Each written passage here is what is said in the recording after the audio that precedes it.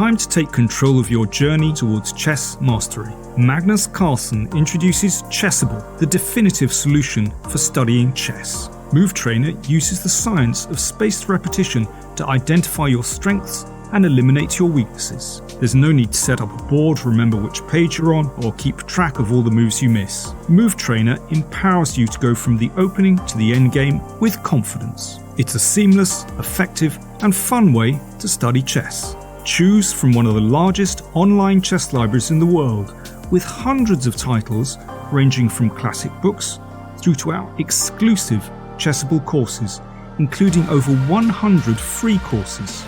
Get expert insights from International Master John Bartholomew, Grandmaster Sam Shankland, International Master Christoph Sulecki, Grandmaster Simon Williams, World Champion Magnus Carlsen, and hundreds of other instructors. Get started now and join our growing community of over 100,000 chess enthusiasts at chessable.com.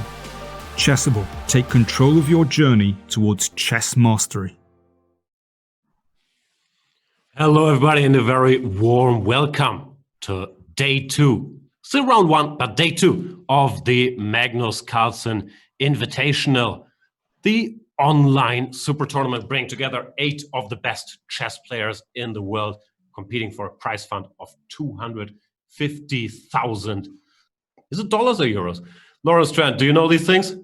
I do. Right? It's dollars. It's dollars. Whatever it is, it's the biggest prize fund ever reached or produced for an online tournament for sure. And as you guys who joined us yesterday will know, these guys are taking this very, very serious. It's a lot of money, a lot of pride at stake in these very strange times. And it's an absolute pleasure to be here, obviously, and watch these great chess players battle it out for the Magnus Carlsen Invitational.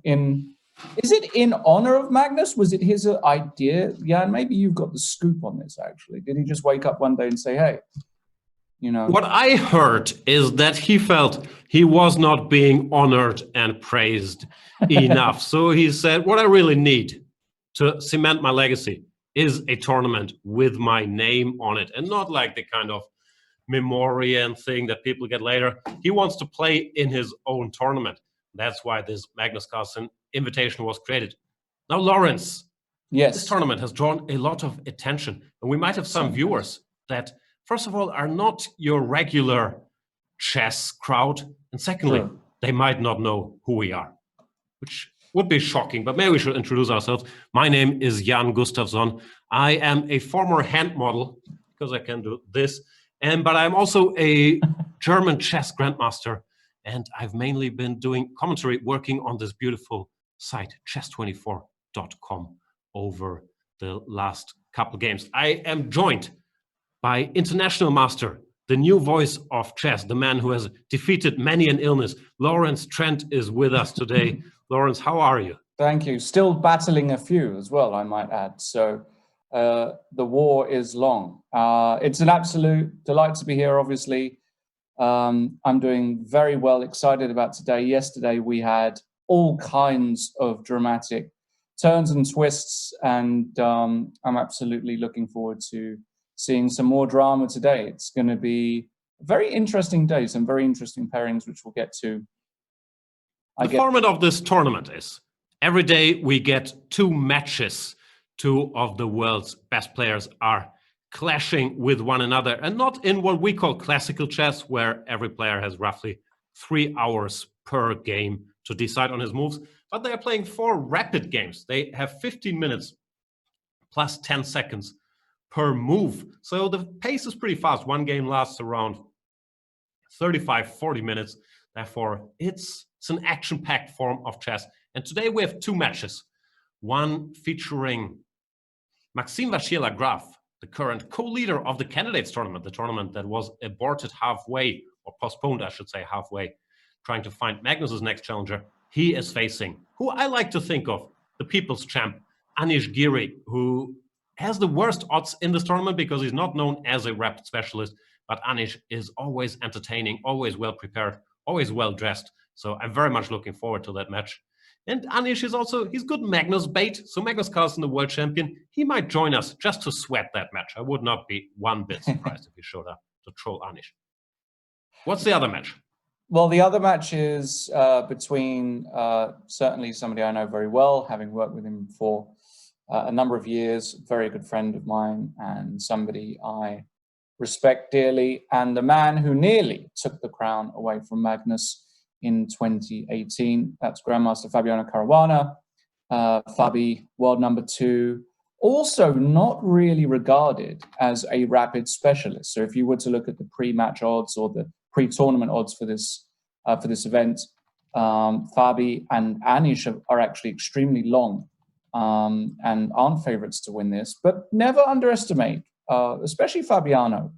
He's a exceedingly strong player, and I think he's always been underrated in this format. Even though his results perhaps over the years haven't shown that, I always felt like there's absolutely no reason why he couldn't just go on a tear up. We've seen him put together. So you feel his bad results have led to him being underrated? No, I believe that I believe he's always just underestimated in some way in these. The problem he has in these rapid things, he doesn't always take them serious. If he starts well, he can do extremely well, but he loses a game or two and he sort of loses interest and he's thinking, you know what, I want to be classical world champion. This is just a cute little rapid tournament. I'll lose a bunch more games. Of course, the ultimate goal for Fabi is to be classical world champion, but this is a very special tournament. I mean, this is the first of its kind. All the best guys are pretty much there. And there's a lot of bragging rights. And I think that Fabi, is taking this actually quite seriously, perhaps surprisingly so. And today he's playing Jan Nepomniachtchi. Now, Jan, for many people who follow chess, will know is an extremely charismatic, very interesting guy who wears his emotions on his sleeve. He's got the about as good a poker face when it comes to chess as Hikaru Nakamura. You know when he's uncomfortable. You know when he's made a mistake. He's very entertaining to watch. And he's also very entertaining to watch as a chess player because his chess is very, very dynamic, very interesting. He's always fighting hard, always coming up with very interesting ideas. And this is a real clash of styles today. Nepomniachtchi against Caruana. It's going to be very interesting to see. Now, as you saw on the graphic just there, it's actually giving Fabiano as a slight favorite today, according to the fantasy. I think these graphics, someone correct me if you know this stuff, but if they're based on the fantasy, I think we can't trust the statistics because there you don't get even money. You get more points, quote unquote money. You get more points for like choosing Caruana than you get for Nepomniachtchi. So I don't think those are very representative. If you went to the bookmaker, you would see that Nepomniachtchi is the big favorite today in this match. According to the fantasy, though, because you get more points for Fabiano winning, if he does win, it says that he's a slight favorite. Nevertheless, this is a big test for Fabi. Jan is extremely good. He's extremely fast as well, let's be honest. He's one of the fastest players in the elite circles, which has been for and against his performances in some tournaments. I mean, especially in the candidates recently, we've seen some instances of him playing too fast and perhaps ruining some chances. But in this event, I think playing fast is actually going to be beneficial to him.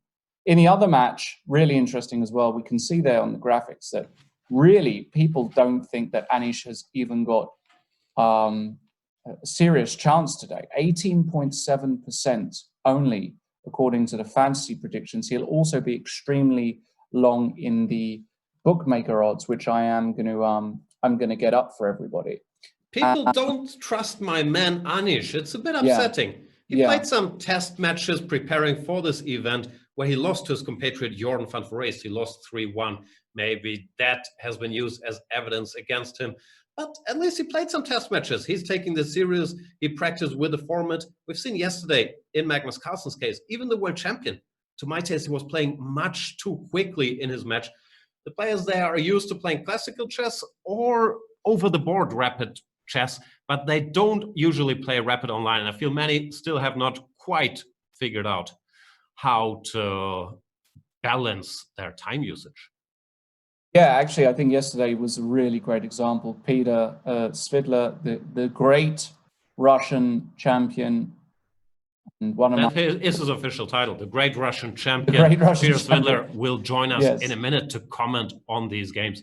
The 8-time Great Russian Champion, the Super Grandmaster. There's so much chess expertise around these days. It's amazing. Right? But Peter and I were talking about this yesterday, and I felt like Magnus really suffered from this, that over the board, I feel as though there's a level of focus that you don't quite get when playing online. You can be a bit lazy.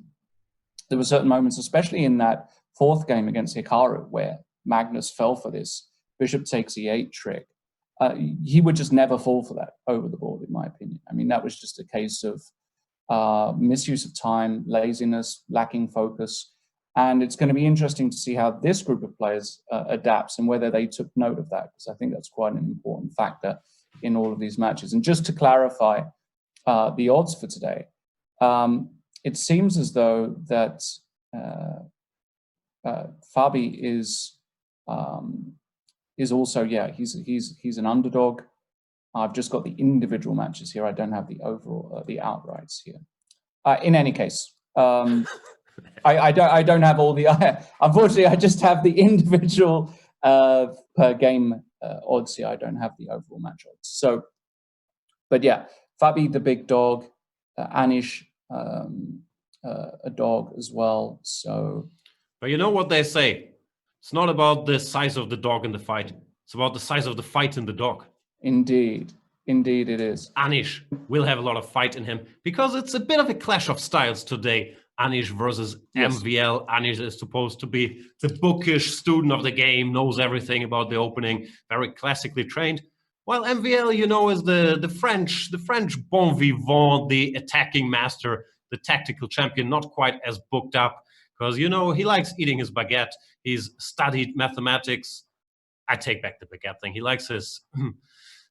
Shout out to my friend Laurent Fressinet. He likes his saucisson. That's what MVL really likes. And he's not considered to be as booked up as Anish, but he's considered to be a sharper rapid player, and therefore a big favorite today. Indeed. And before we welcome Peter, and obviously we've got about 15 minutes until the game starts, I guess we should talk about the wonderful promotions we also have running for Chess24. We've got a bunch throughout the entire tournament, but today's special promotion, and that's for today, is that you can get 40% off Chessable.com's latest opening course by the one and only Grandmaster Sam Shankland, 2018 US champion, one of the top theoreticians in the world, and you'd be nuts. His repertoire is on the Semi-Slav, which is making a little bit of a comeback. We're seeing some interesting top-level games with the Semi-Slav, some computer games as well. You want to get this. There's over 12 hours of video, and you're able to drill the lines and learn them properly with Chessable's learning format and move trainer technology. So make sure you go to chessable.com/Sam to learn more about that. 40% off. And that is for today. And remember, that's not the only deal throughout the entire tournament. Chess24 is offering 40% off a premium membership for Chess24 with the code Stay at Home. What do you get? Hundreds of hours of videos, training videos by the likes of Peter Svidler, Jan Gustafsson, Artur Yusupov, Magnus Carlsen, even a few things by me. Hundreds of hours in lots of different languages.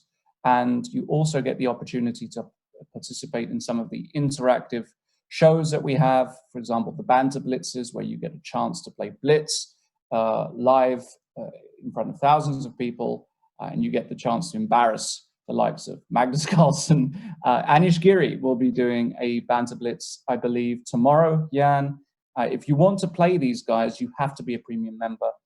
And on top of all of that, we have got a fantasy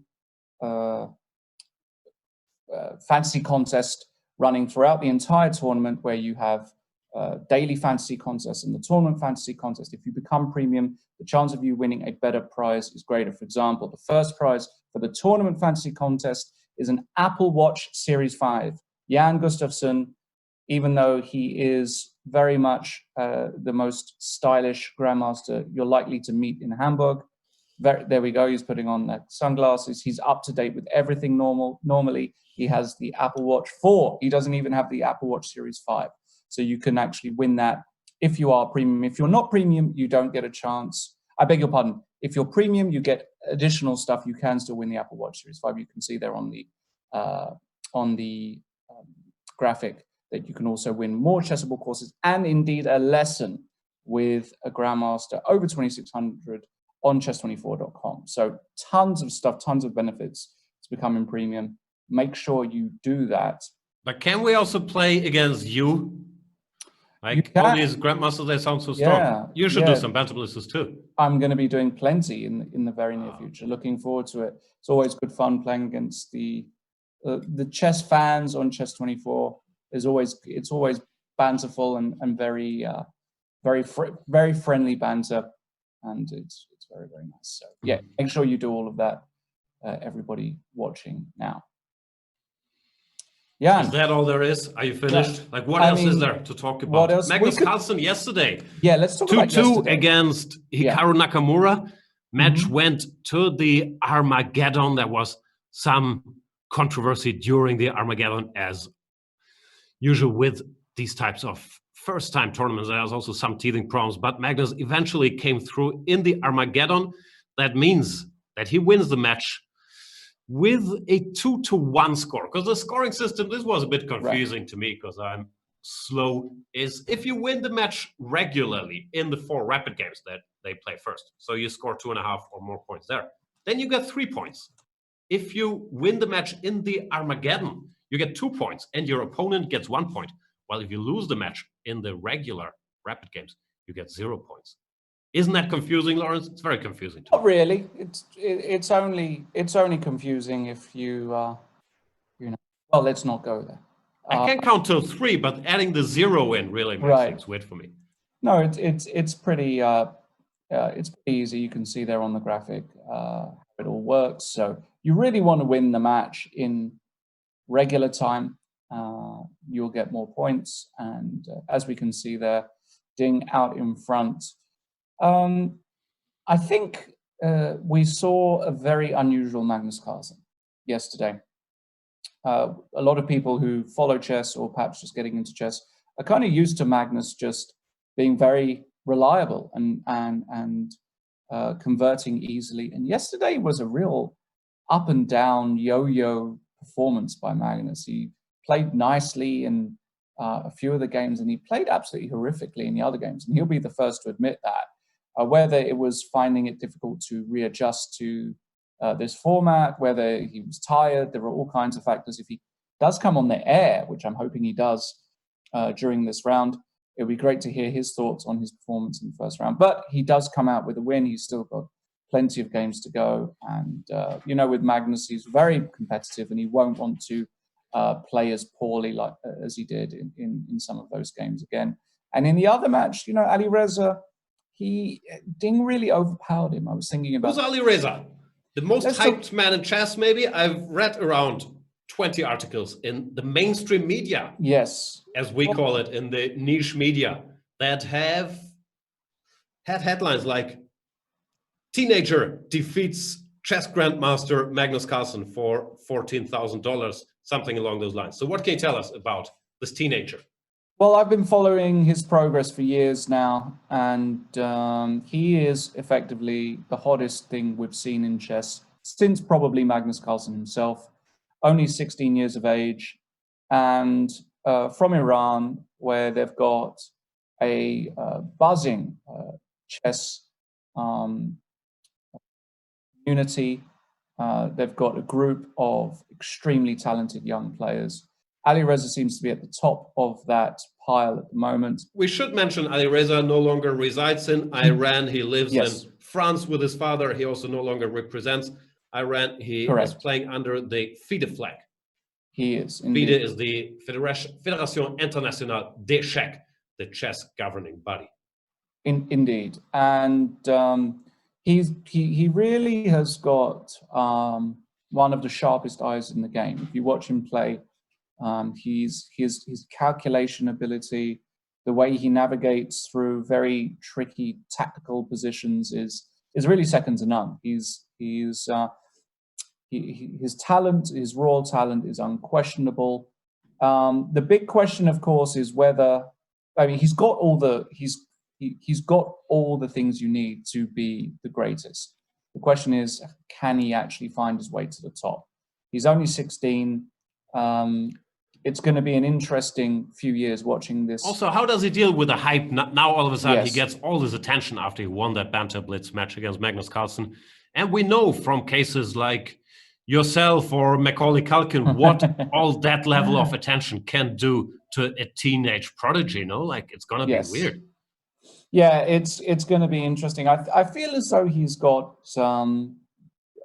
things under control thus far. I don't think he's letting the fame or get to him, and I think he's being very modest. And it's only been 5 days. Like, give him some time to let the fame get to him. Yeah, but you know, he's been on the radar for some time now, and obviously just beating Magnus in this match was a huge deal. But you know, if he gets the right people around him, gets the right team, looks like he's got a lovely family. But if he gets the right team around him as he ascends to the top 10 and tries to establish himself there, and then try and make the next jump, you know, I feel like he could do it. If there's anybody that's going to do it, it feels like it could be Ali Reza.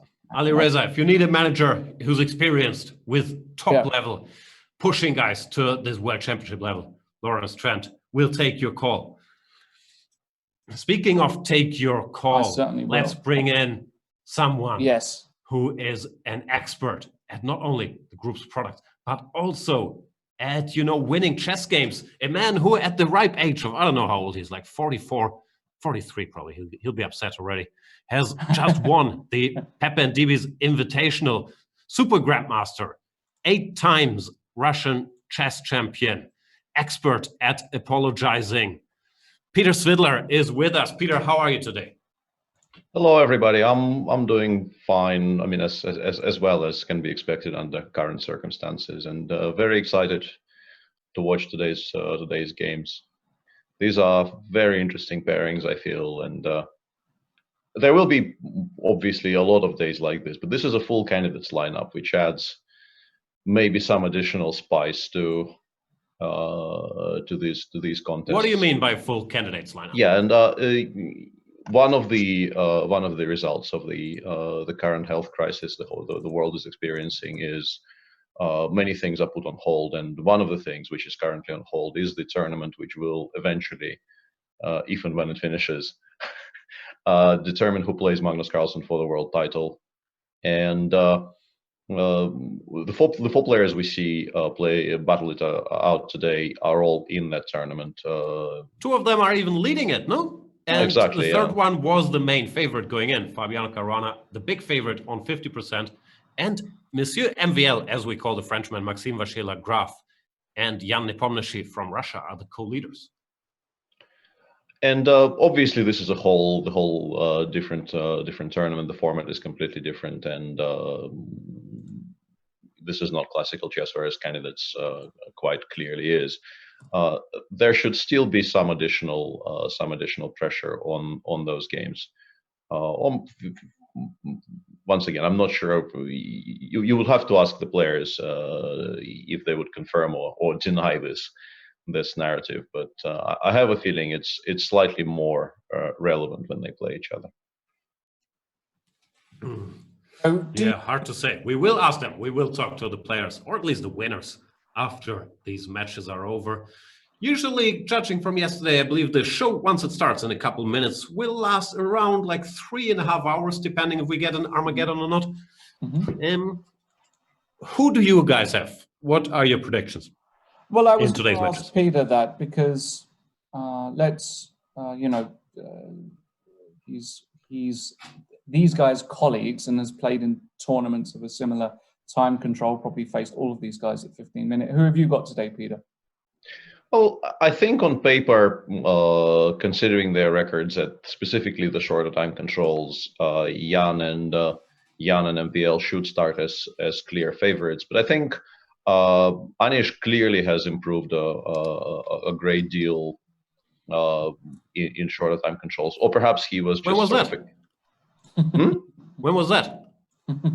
I think he's done reasonably well in Moscow in both the Rapid and the Blitz. I felt like he was, and in St. Petersburg he was in the fight for top places. So in my eyes, I don't know if improved is exactly correct. I think he started paying more attention to games with this time control. I suspect he was never really bad. He just chose not to play very many. And now he is playing them. I think it's quite clear he is better than people give him credit for. And Fabiano is, once again, I think it's more a testament to how good he is at classical time controls that people think that he is not a good Rapid and Blitz player. But still, I think both Jan and MVL are not favorites for nothing. So you're saying none of these guys are horrible chess players, but MVL and Nepomniachtchi will win today. Hot take here. I believe Fabiano is going to do this. I think Fabi is sick of this narrative. Yeah, you're cute in classical, but you can't play Rapid, which has always been there a little bit. I have a feeling he's going to come out guns blazing. He will have all this unused candidates prep, which he was planning to keep a secret for the second half of the candidates. But today against Nepomniachtchi, who tilts many people with his man bun, with his antics, with his staring at the opponents, even online, he will get into Fabi's head, and Fabi will use all that ammo and win that match. There we see the guys up front. We see Fabiano Caruana with the curly hair. Jan Nepomniachtchi takes the tournament seriously. He has set up the man bun, and below them, Maxim Vachier-Lagrave on the left versus Anish Giri. We've also, since we got some feedback, thank you so much for the kind feedback, we have added an analysis board, I think currently next to me, if I see this correctly, which will show the current position in the game we're covering on the screen, while on the bigger board, we will be messing around making moves, and we've also changed the color of our little indicator. So for example, now I make the move 1d4, but they haven't started yet. So this is me messing around on the board. Now, this little, what do you call this? Traffic light switches from green to red. See? Now I'm switching to the other game where they haven't made a move yet. So the traffic light is green. I hope that will help keep track a bit of how to do this.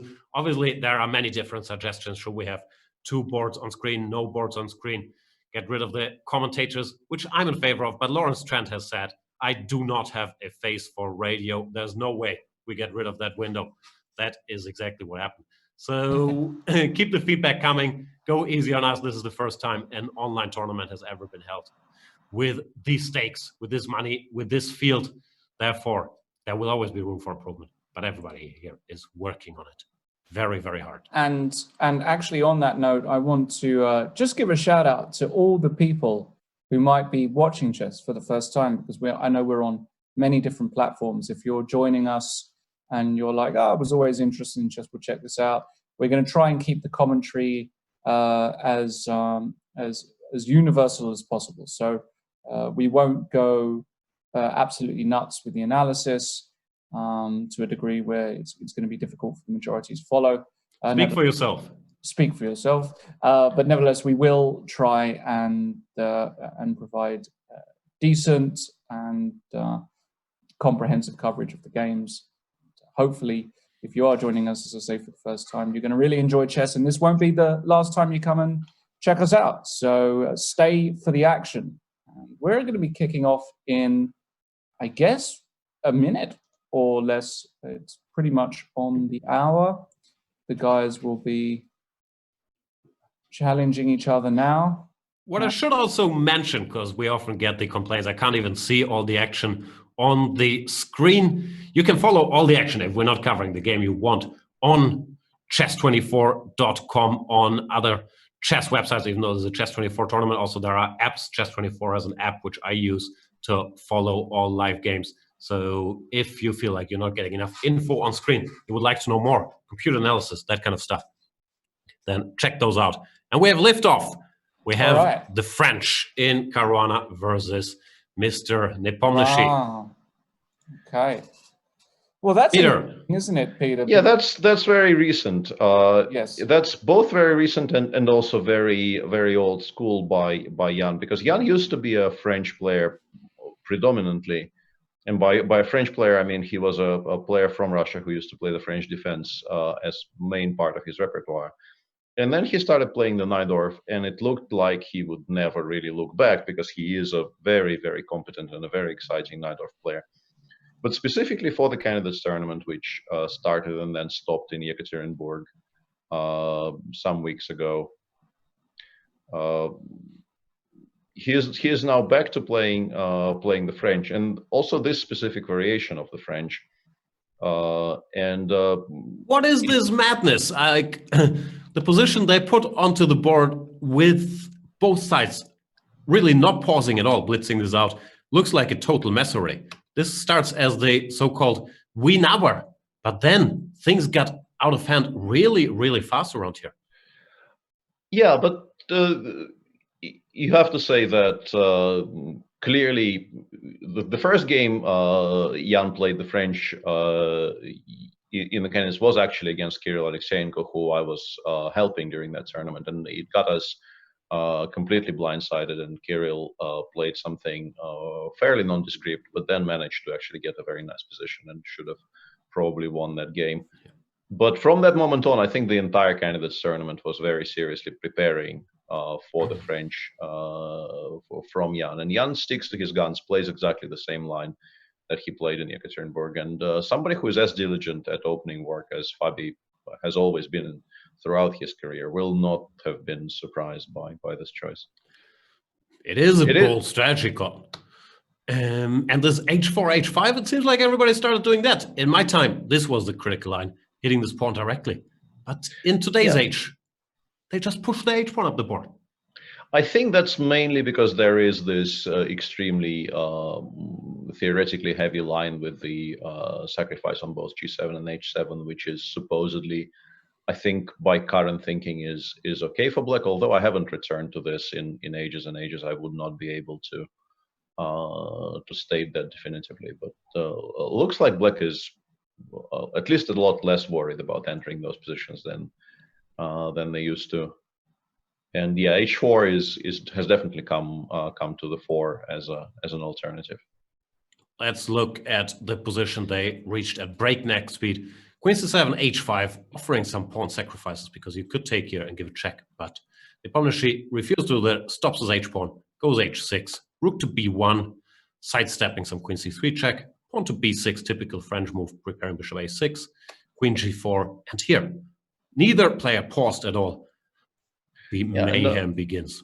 Rook b1 specifically, I think, is being played there to make sure the queen takes c3 only picks up the pawn on c3 and not the rook on a1. White doesn't really need rook b1 as such, but you want not to be losing the rook here, yeah, and that's why you waste the tempo on that move.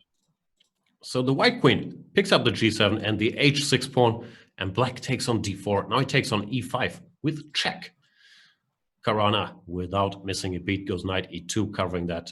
Nepomniachtchi picks up another pawn with d takes c3, and Caruana exchanges the queens. Both of these players must have analyzed this at home, as you mentioned. Not a surprise, the opening for Fabian Caruana. He has a team, maybe the most professional team in chess, outside, of course, of the world champion, Magnus Carlsen. So many players are helping him with opening analysis, with powerful engines, and looks like he's come out. This is now an endgame. No queens. Who's better and why? Even here, Fabi continues blitzing, and f3 is not the move maybe that would come to mind first, because seemingly the pawn on c2 is hanging. But I think f3 does a number of very important things for white.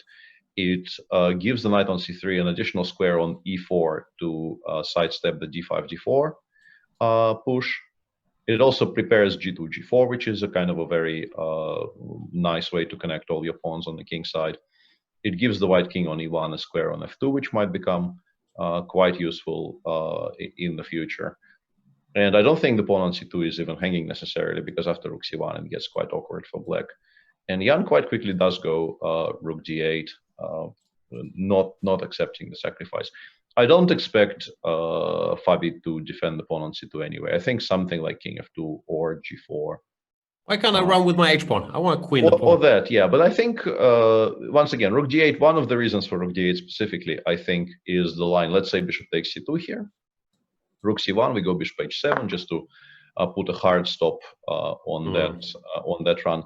And without the rook on d8, there would be knight takes d5 here. But here is, yeah, exactly. The rook supports the pawn on d5 and makes that tactic unavailable for white. So I think that's at least part of the reason for the move rook d8 being played here. It's an incredibly sharp endgame. And also, once again, knowing who the white player is, I would be surprised if, honestly, Fabi has already thought more than I expected him he would. I really felt that it's extremely likely he will continue showing his opening prep for a while yet. What's with the thinking, Fabi? Maybe rook d8 is just to be in deep thought, no? Yeah, but that normally indicates that the move your opponent made is not one of Machine's top choices. But king f2, as expected, has now been played. And yeah, now the big question is whether you can afford to spend 2 moves on picking the pawn on c2 and then retreating to probably h7, although bishop b3 comes into the conversation a little bit if the rook goes to c1. He plays f6, stabilizing, giving his king a square on f7, and this very complex endgame will continue. The players will now start taking some time. Of course, we'll revisit it in a minute. But on the other board, a position that you're probably also still familiar with because it looks very much like something that you and I covered recently, a game between, I believe, first Giri and Caruana, and then it reappeared in the game Vachier-Lagrave against Caruana. Yeah, I think Fabi has been defending this perimeter with black, and it's interesting to see now Anish sort of picking up the mantle and doing. Some things are interesting here, though. Before we get into it, the first is Vachier-Lagrave goes for 1d4, which is not what he typically does. Typically, he's a diehard 1e4 player. Yeah, there's been a few of these already in the first. This is still the round 1, although it is day 2. But even in the first round, we have seen now Dingliren play the Najdorf instead of the Spanish he's played seemingly exclusively for more or less the entirety of his career. And now MVL starting with 1d4, which is also, I'm sure if we troll the database properly, we will find 1 or 2 games of his in closed openings, but they will be few and far between. And yeah, seems like people are using this tournament as a way to also try out and expand in terms of opening repertoire, which is I think a good choice, and also it's exciting to watch people trying to learn new things live on air. Hashtag lifelong learner. And if you are a new d4 player and your opponent plays knight to f6 and e6, which is the most common reply at top level, I would say, maybe followed by the Grunfeld, then it makes some sense to go for the move knight c3, which Vachier-Lagrave plays here. Most top players prefer the move knight f3, but that gives black a wide choice. Well, after knight c3 at the highest level, pretty much everybody agrees you should play the Nimzo-Indian, or most people agree. You should play the Nimzo-Indian, so it's likely you get that, and you have to prepare for doing battle in a sort of narrower field, which maybe was MVL's reasoning here. Yeah, I think from personal experience, when I first tried making a switch from 1e4, which is something I've been playing more or less exclusively for like 20 years, to at least including 1d4, that was specifically the reasoning why me and my team were trying to make me into a Nimzo player, because there at least it feels like it's manageable to try and learn what you need to learn. Brag, me and my team. Anyway, they are playing a very sharp line here at first sight. But as mentioned, this has just been discussed at the highest of levels, so no surprise there. Let's get to the current position. G5, this stuff I still gave in my Nimzo-Indian video series, but recently there has been quite some debate on this position, and I'm trying to remember the details. Peter, can you recall? Because I can't recall how this went.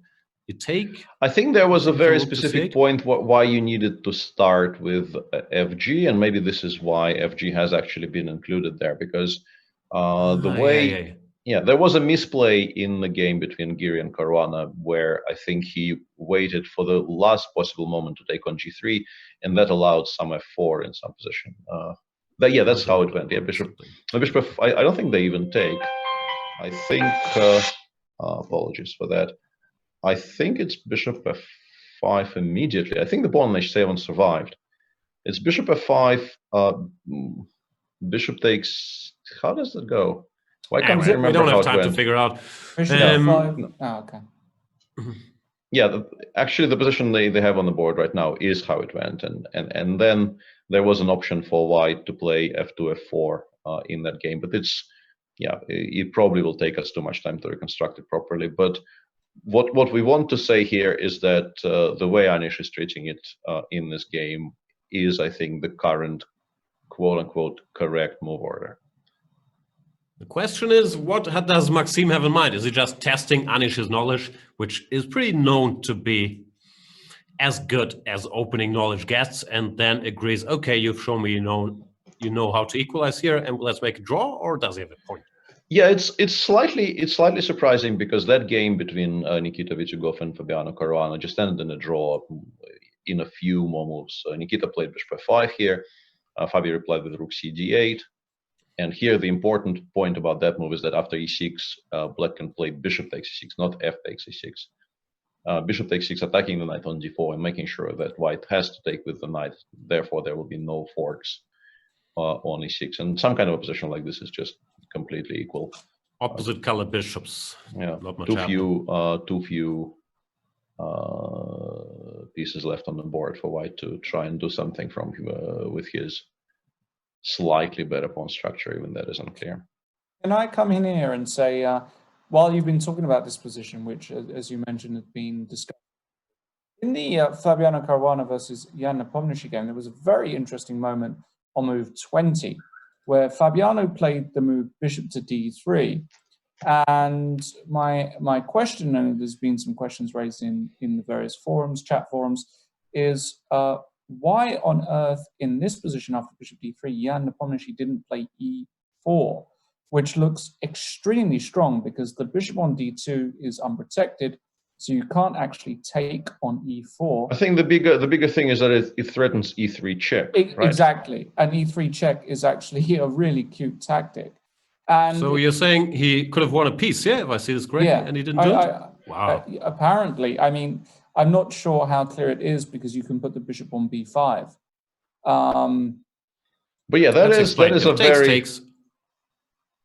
Yeah, go ahead. You showing it on the board is actually more instructive. Takes wins the bishop on d2 by force. You can just take everything off precisely.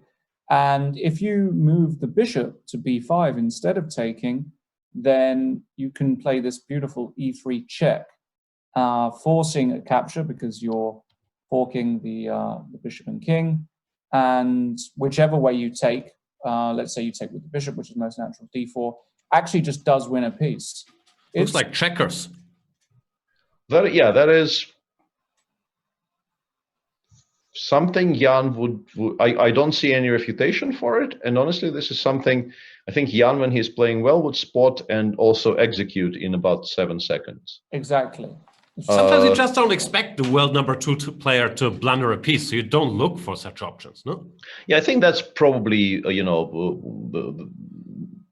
the vast majority of the explanation is exactly that. You just don't look for tactics which win material when Fabi is playing quickly and confidently. Like if I'm playing my tactics frenzy and I'm given this position, I will need about 1.5 seconds to spot e4, and I'm not on the level of these guys, so it is very surprising.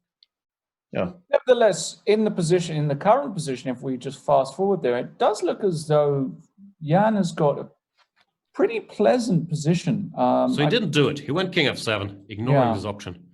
Now stuff stabilizes. This h-pawn looks menacing, but it's not really queening with the king being on f7, no?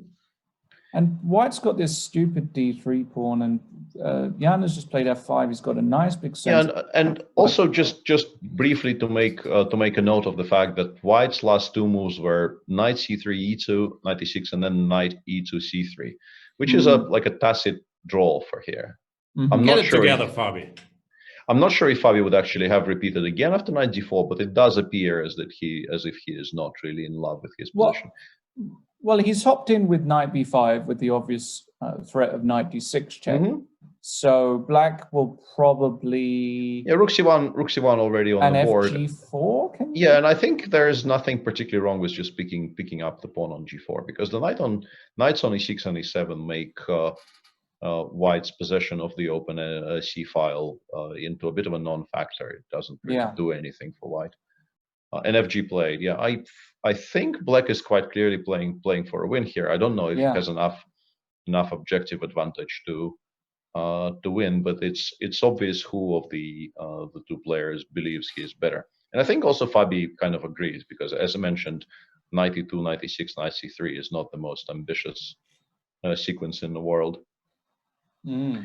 Which is all in all quite curious, because it was very much Fabi's choice to go for this endgame. Everything up to and including f3 was absolutely blitzed out by Fabiano. So it's very much by design that he's playing this endgame, but it appears not to be all that good for him. So interesting turn of events. And sometimes happens.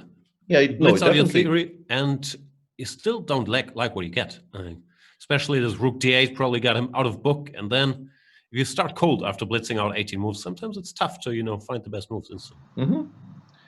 And Maxim just made a move which made the point I was expecting to talk about there completely redundant. So this will be a draw, and I'm a bit surprised by Maxim's choice. To experiment with 1 d4 is fine, but just to more or less recite current theory and making it draw, I don't know. What did he expect to happen? I really don't get it.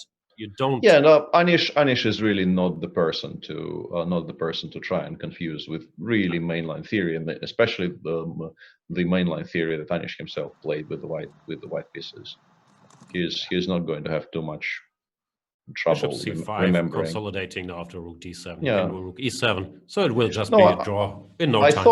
I thought the point, if there was a point after bishop a4, rook d5, if you look at the position after move 24, rook d5, I thought he was going to play rook d1 here and hope to have enough time somehow to play king g2 and f4. And then maybe you can make an argument that the pawn on f7 is weak and it's not so easy to trade the e-file for e4. Do I just go back, no? Yeah, but after rook d8, I mean, I can play king g2 and you still cannot trade straight away. But bishop b6, I think, just solves every single problem. So a bit of a weird one from MVL, in all honesty, but not much harm done. This is a 4-game match. No, of course, he's still a favorite in the match, but it looks a bit like, well, I was kind of joking about him. Well, not joking, but I was implying he didn't work as hard on his openings as Anish does, and it could very well be that he's trying to save the ideas that he has for the candidates tournament. He's thinking, you know what, this one, I'll experiment a little, I'll learn about how to play 1 d4, but I really have not come fully armed, or at least that's how it looks like in this game. And also, we are kind of assuming he will just offer a draw here, but maybe he believes there is something to be gained from playing on for a bit. I don't know. No draw offers. They're forbidden. They have to find a 3-fold repetition if they want to make a draw. And as for the Caruana Nepomniachtchi game, I think White is still favored to survive here, because the outside passer on h5 should distract black enough to generate counterplay, but it's not a given.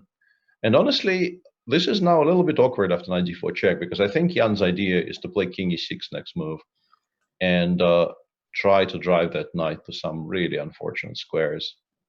This might not be this might not be as easy as all that, now that I look at this position. King f2 played to avoid that check potentially.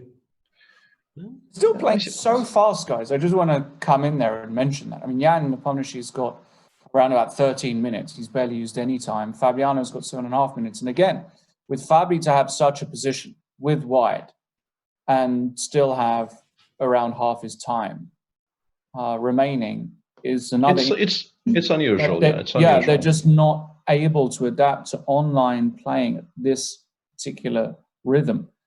There's absolutely no way Fabiano would get this position, in my opinion, over the board in a 15-minute game, playing so quickly. It's just... and with Nepomniachtchi, we have to say, that's how he does it, even Yes. in classical games and games with longer time control. He likes to make his moves very quickly, especially when he's feeling good about things, to put pressure on the opponent. Of course, sometimes it backfires, but many a time it also does make his opponent's life miserable, because you just can't, you know, take a bathroom break, have a little stroll against Nepomniachtchi, just keeps firing out moves. Yeah, when he's playing well, it's an extremely unpleasant strategy to play against, because the quality of the moves he produces doesn't really decline, and you are very, very likely to be in severe time trouble, because it's or if you try to keep up with his pace, you are liable to start making bad mistakes, because not very many people can actually operate at that speed without a drop in quality. Then again, if he is not on his A game, it also impacts his own play quite a bit. I must say, I think the French does suit him stylistically, especially all of these very sharp winner variations. But I feel as though he would have a lot more success in rapid formats compared to long play, actually. Especially, well, I mean, if you look at what happened to him in Yekaterinburg playing the French, he got a very good position against Kirill and should have lost it, because from a certain moment on, he just I mean, he played a number of really unfortunate moves in a row in that game. Should have gotten punished for it, but wasn't. And then he lost to MVL in the very last round of the tournament played so far, before the tournament was stopped due to travel restrictions being in place. For that game, I have it on decent authority that he just misremembered what the file said, but nonetheless, he played something he's looked at and then couldn't either remember what the file said or reproduce it over the board, and was more or less lost by move 20. So, just to explain, all these guys, every strong grandmaster has a lot of opening files on his computer that you repeat before the game. And since it's so much information that you have to intake, not always does everything stick. It's like learning for a school exam. Also, some people are, you know, putting in more hours than others, repeating their files between tournaments and so on. But it's very, very hard if you see thousands of chess moves on your screen before a game to remember them all and being able to reproduce them. Yeah, I mean, those memory issues have happened to most of us by this point, and that was not a particular criticism of Jan. These things do happen. What I do mean is that I am not sure if I agree with Lawrence's underlying point that he is a natural player of the French defense. I think something like Neidorf suits him a lot more. I personally think the French is a very risky opening, but he chooses it in order to get a game, to get a fight, to avoid it being a file remembering contest. The problem is, the more often you do that with a sharp line such as the Wiener, the harder it is, because we've seen today it's played out well, but Fabiano did serve the first 20 moves without taking a break. So top guys will study whatever one of the other top guys plays. Yeah, and a little bit of a tactic there by Fabiano by playing h6 without trading the knights first. But of course you cannot take, as Jan is now showing on the board, you cannot take on e8 because the h pawn then becomes a new queen. And Jan replies with knight f5. Now he doesn't. He threatens knight g4 check. Yeah, that's the move he is threatening here. And so he does win the pawn by force. No. And if the king, let's say, goes forward here to f3, then we can finally take on e8 because we have knight h4 check and knight g6 to stop the h pawn. So if white wants to somehow maintain this weird equilibrium, he should choose a different square, just not f3 and not g2. Something like king e2, for instance, is playable, but I don't know what that move does. What if he? So let's just analyze the four. So if he goes knight c7 check. The question is, does king d6 run into knight b5 check and we pick up a7? And probably does. I think we go into f7 here. Well, if you go to f7, do I then have a moment just to go bishop g5 and d5's hanging, or what's going on there? Yes, but I mean, we have knight g4, knight takes h6. Yes, the d5 pawn will get lost, but we do pick up the h pawn. Yeah, but that ending there feels like... I mean, they're all very close to a draw, but I don't know which one is the Right. closest. And King E2, the move I mentioned as a kind of an oddity, actually has been played Interesting. by Fabiano, which I wasn't sure what the reply to King F7 is. The reason I wasn't all that enamored with this idea was that I couldn't really find a good reply to King F7.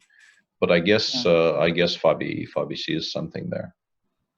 So King F7, the idea being you just want to put the king on G6. Well, I wanted to eat the knight on E8. Well, you want to eat the knight, of course. Yeah. But, after knight C7. Yeah, then I go King G6, and we get a very similar position to what we're just discussing. But there's no Bishop G5 for you.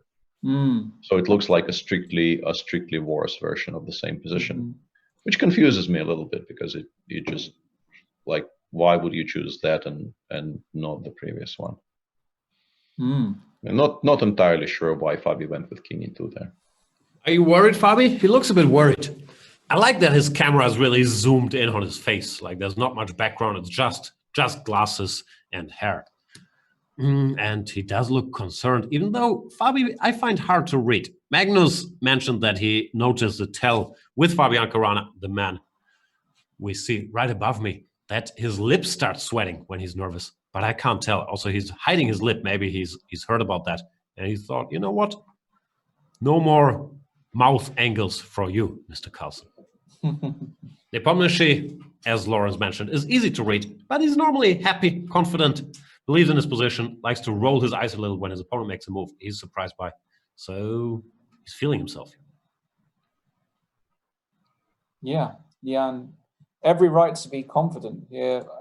Playing for 2 results. That's about. Yeah, there's definitely no chance of White ending up victorious in this game. It might still be okay somehow, but honestly, what we've been discussing this position for a couple of minutes, and I am yet to come up with anything that feels remotely satisfactory. Honestly, both knight c7, king g6, and knight f6, king f6. It looks to me like the h6 pawn is just going to get picked up, and then you are struggling.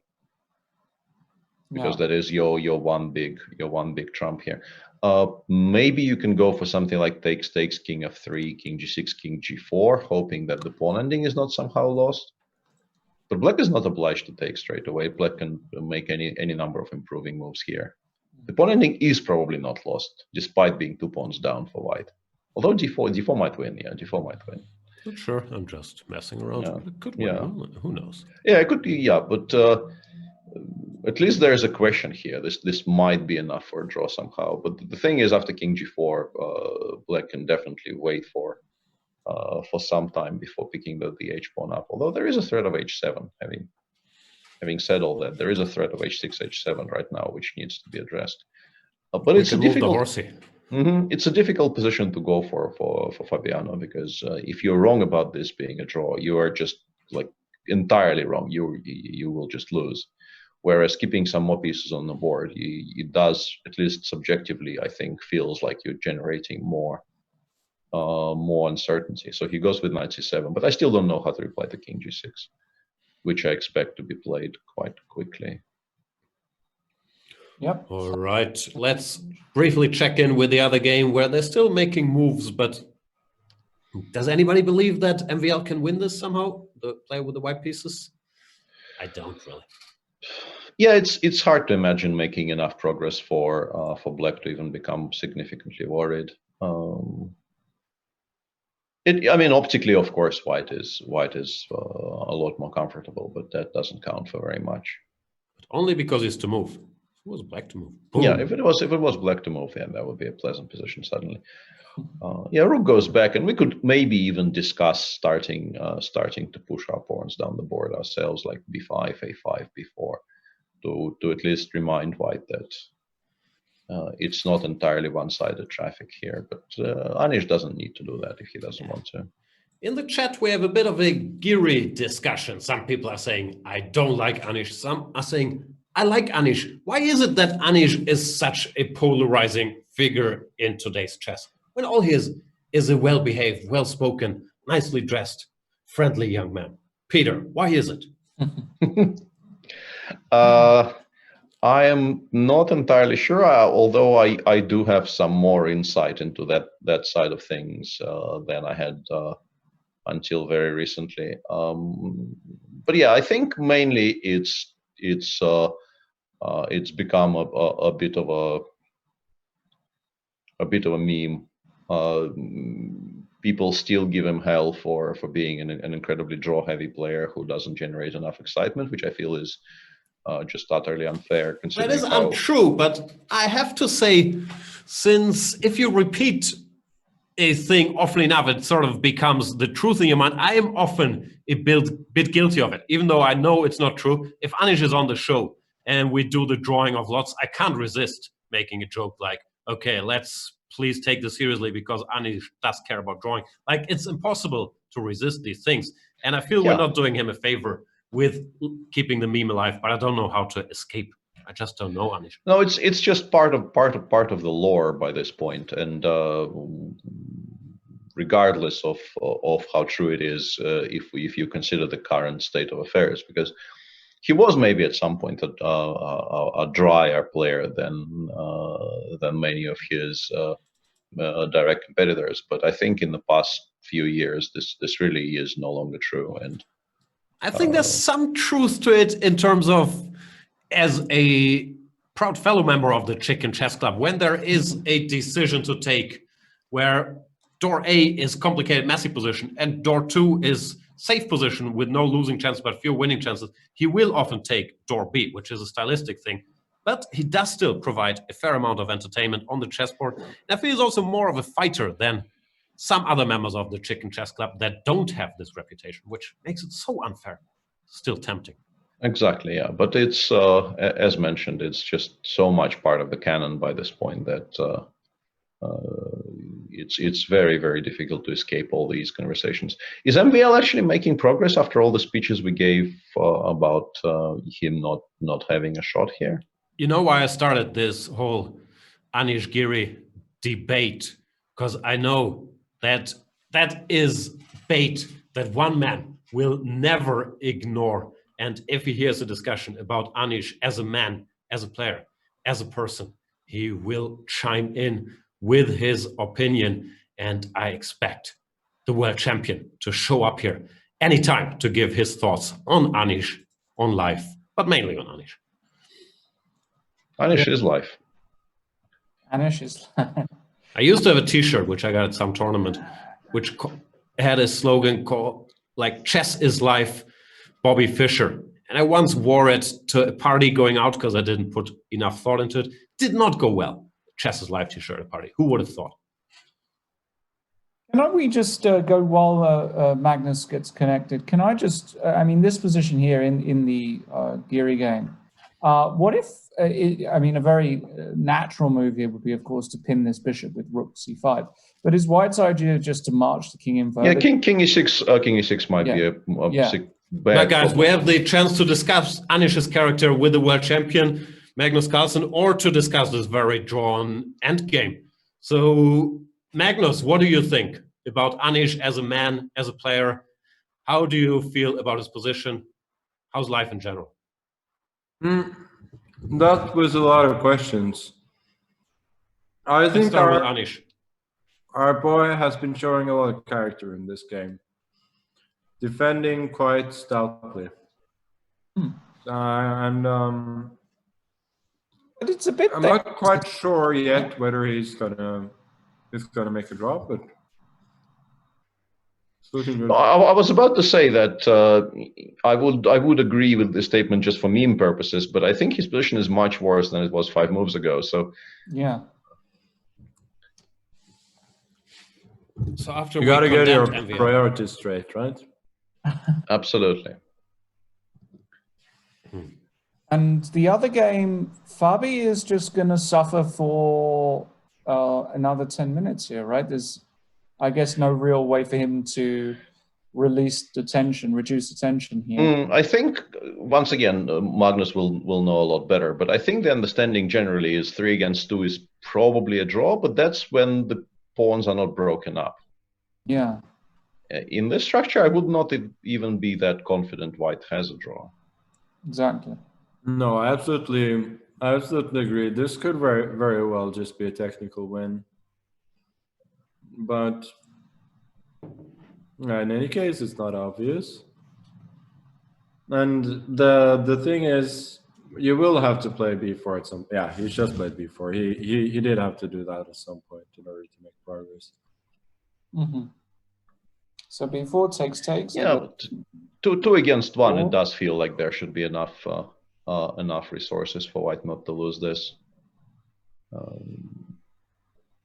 And a kind of a general statement about knight endgames is that of the pawn down endgames, knight endgames are supposed to be the most dangerous after the pawn endgames for the side with fewer pawns. But as pawns get reduced, it becomes less and less true. You think so? I think queen endings are also bishop and same colored bishop endings with a pawn down are usually pretty bad as well. Did you just make up that rule, Peter? I thought I didn't, but this is making me reevaluate my life choices. Obviously, no, I'm reevaluating on the fly. I've always been taught the same thing as you have, but to me it doesn't make any sense. Like same colored bishop endings, surely those are just as you know, as decisive sometimes. It's well, I mean, once again, we're going down a slightly irrelevant rabbit hole. But 4 against 3 on the same side, bishops are knights. You always choose knights as the strongest side. That's right? For sure. That's for sure. So if that's the debate, then yeah, 4 against 3, it's knights, no questions whatsoever. But Peter's moving the goalposts here. We see what you're doing. So that's what we're doing. We're advancing chess, right? Absolutely. Unprecedented advancements are being made. Yeah. And so Magnus, tell us about your chess. Tough match yesterday? Well, not thrilled, obviously, with the way that I played. Yeah, then I think most people know by now what happened in the Armageddon game, which was obviously quite a mess. I heard that the arbiter, or there was some problem with the connection on the Zoom call or something, and then the arbiter contacted Hikaru during the game, and Hikaru was distracted by that. Is that also the story you got, or what happened? Yeah, sure, but they tried to contact me as well.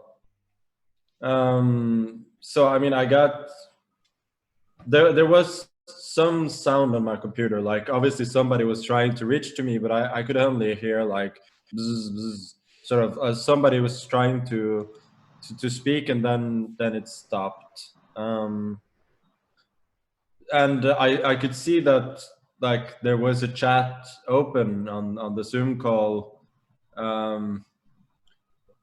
which told me that probably something was wrong or perceived to be wrong, but it's not like in an Armageddon game you're going to open the chat and see, right?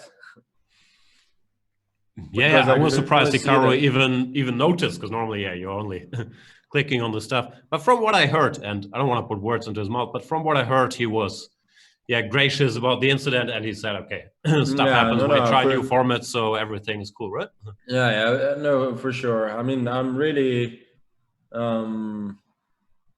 it's a shame that he was at least to some extent a victim here, which obviously shouldn't have happened at all. But yeah, aren't all characters from Lord of the Rings victims? I mean, you know, very weird segue.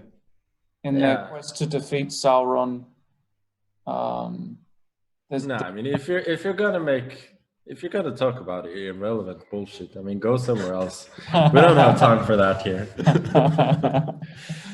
That's why we need Magnus on the show, telling it as it is. Harsh. And in another completely irrelevant segue, I think Anish is just dead lost now. I feel bad that I called out MVL for his lack of taking this tournament serious by playing such a dead drawn line. Feel bad for Anish. I just feel bad.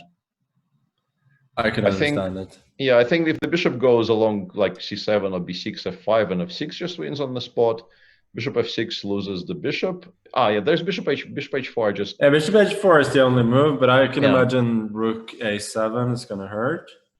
Yeah, after rook a7, I have to go backwards, and even f5, f6 could still be quite strong. Or there's also the g5, hg, f5 idea, which, you know, this is a position where it might actually work. So yeah, there are a lot of problems. There, king h8 probably you have to go. Because king f8, you can even go rook h7, just pick up the pawn. So king h8, bishop e4? Bishop e4 looks interesting. There's also... No, it just looks... It looks very, very scary. Does bishop e4... Rook c4, I guess, is the only way you can continue for black even, but I don't see how it's refuted on the spot. Can you just go f5 and start pushing as well in some positions? I guess you can, right? Of course you can, yeah, but maybe you're somehow in time with rook c1, rook e1 check counterplay. Although I honestly doubt it. It feels like a 5 of 6. There's some king f7 and you're getting mated at some. So yeah, rook a7 is on the board, so we're gonna see you pretty soon. And the other game has been drawn. Bobby held. That was a strange game, wasn't it? Oh. Somehow I have the feeling like you should rather have tried to preserve the A pawn rather than the B pawn. I don't know. You mean play before somehow with the option of taking with the king or something? Yeah. Yeah. Yeah. Obviously, if that option exists, you should go for it. But I don't. Yeah, maybe he could have played something like knight c7, knight g5, and then b4 or some such. Yeah.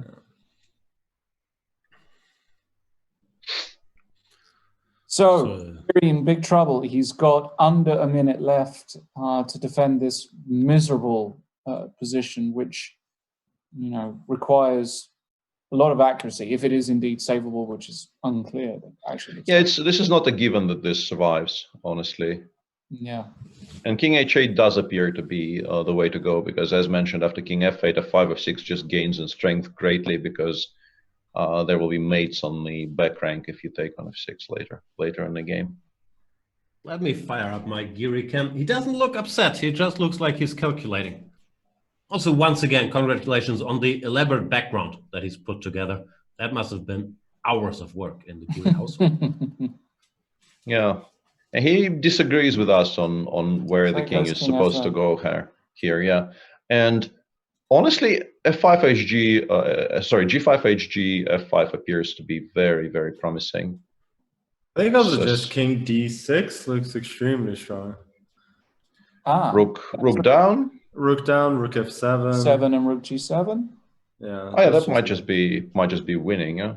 That also brings back slightly bad memories, Peter, which you'll... Yeah, I'm very sorry about your cell phone. Yeah. No, I'm not. What are you talking about? When I was working with Fabi and he failed to convert the winning rook and bishop versus rook ending against Peter in 2016, hence guaranteeing the passage to play Magnus for the World Championship, Fabi did not win that, and I, in a fit of rage, threw my phone against the wall. Which, wow, I'm sorry to hear that. And it's purely Peter's fault, and of course. Yeah, I was just gonna say now rook c7. Yeah, I don't like. Is messed up. Big I time. think he can still take though, Russ, right? Rook h6, rook e7, king f6, king g6, king h5. This might still be enough, but I don't like the way he's done it. I think, in particular, your king d6 was extremely clean. Yeah. And no, but like the fact that he even has chances to continue the game, that shouldn't have. Yeah, I agree. Yeah, I think he probably just missed rook c7 existed as a move, because otherwise the black's position is just beyond repair. But you have to take. For sure. And your king gets driven somewhere weird, or what's going on? There's maybe an argument for rook h8, no, but then bishop h4, and if black actually establishes this blockade, you might never win again. This is something you don't want to be allowing. So. Yeah, he's got to take, and then he's got to take. Yeah. He's got to take, his king gets driven all the way to h5, but then there is, I don't think, a way for black to trade the rooks off, so it should still be winning as far as I can tell. Yeah, the problem is that f6 is a threat. Like otherwise, you might have had some counterplay with. Bishop, you give a check. King e7. Yeah, you will still have to work here. It's not that trivial.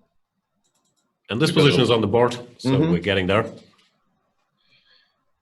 Maybe rook h5 actually after. Is there a chance we're winning after rook g7, rook g6, Magnus?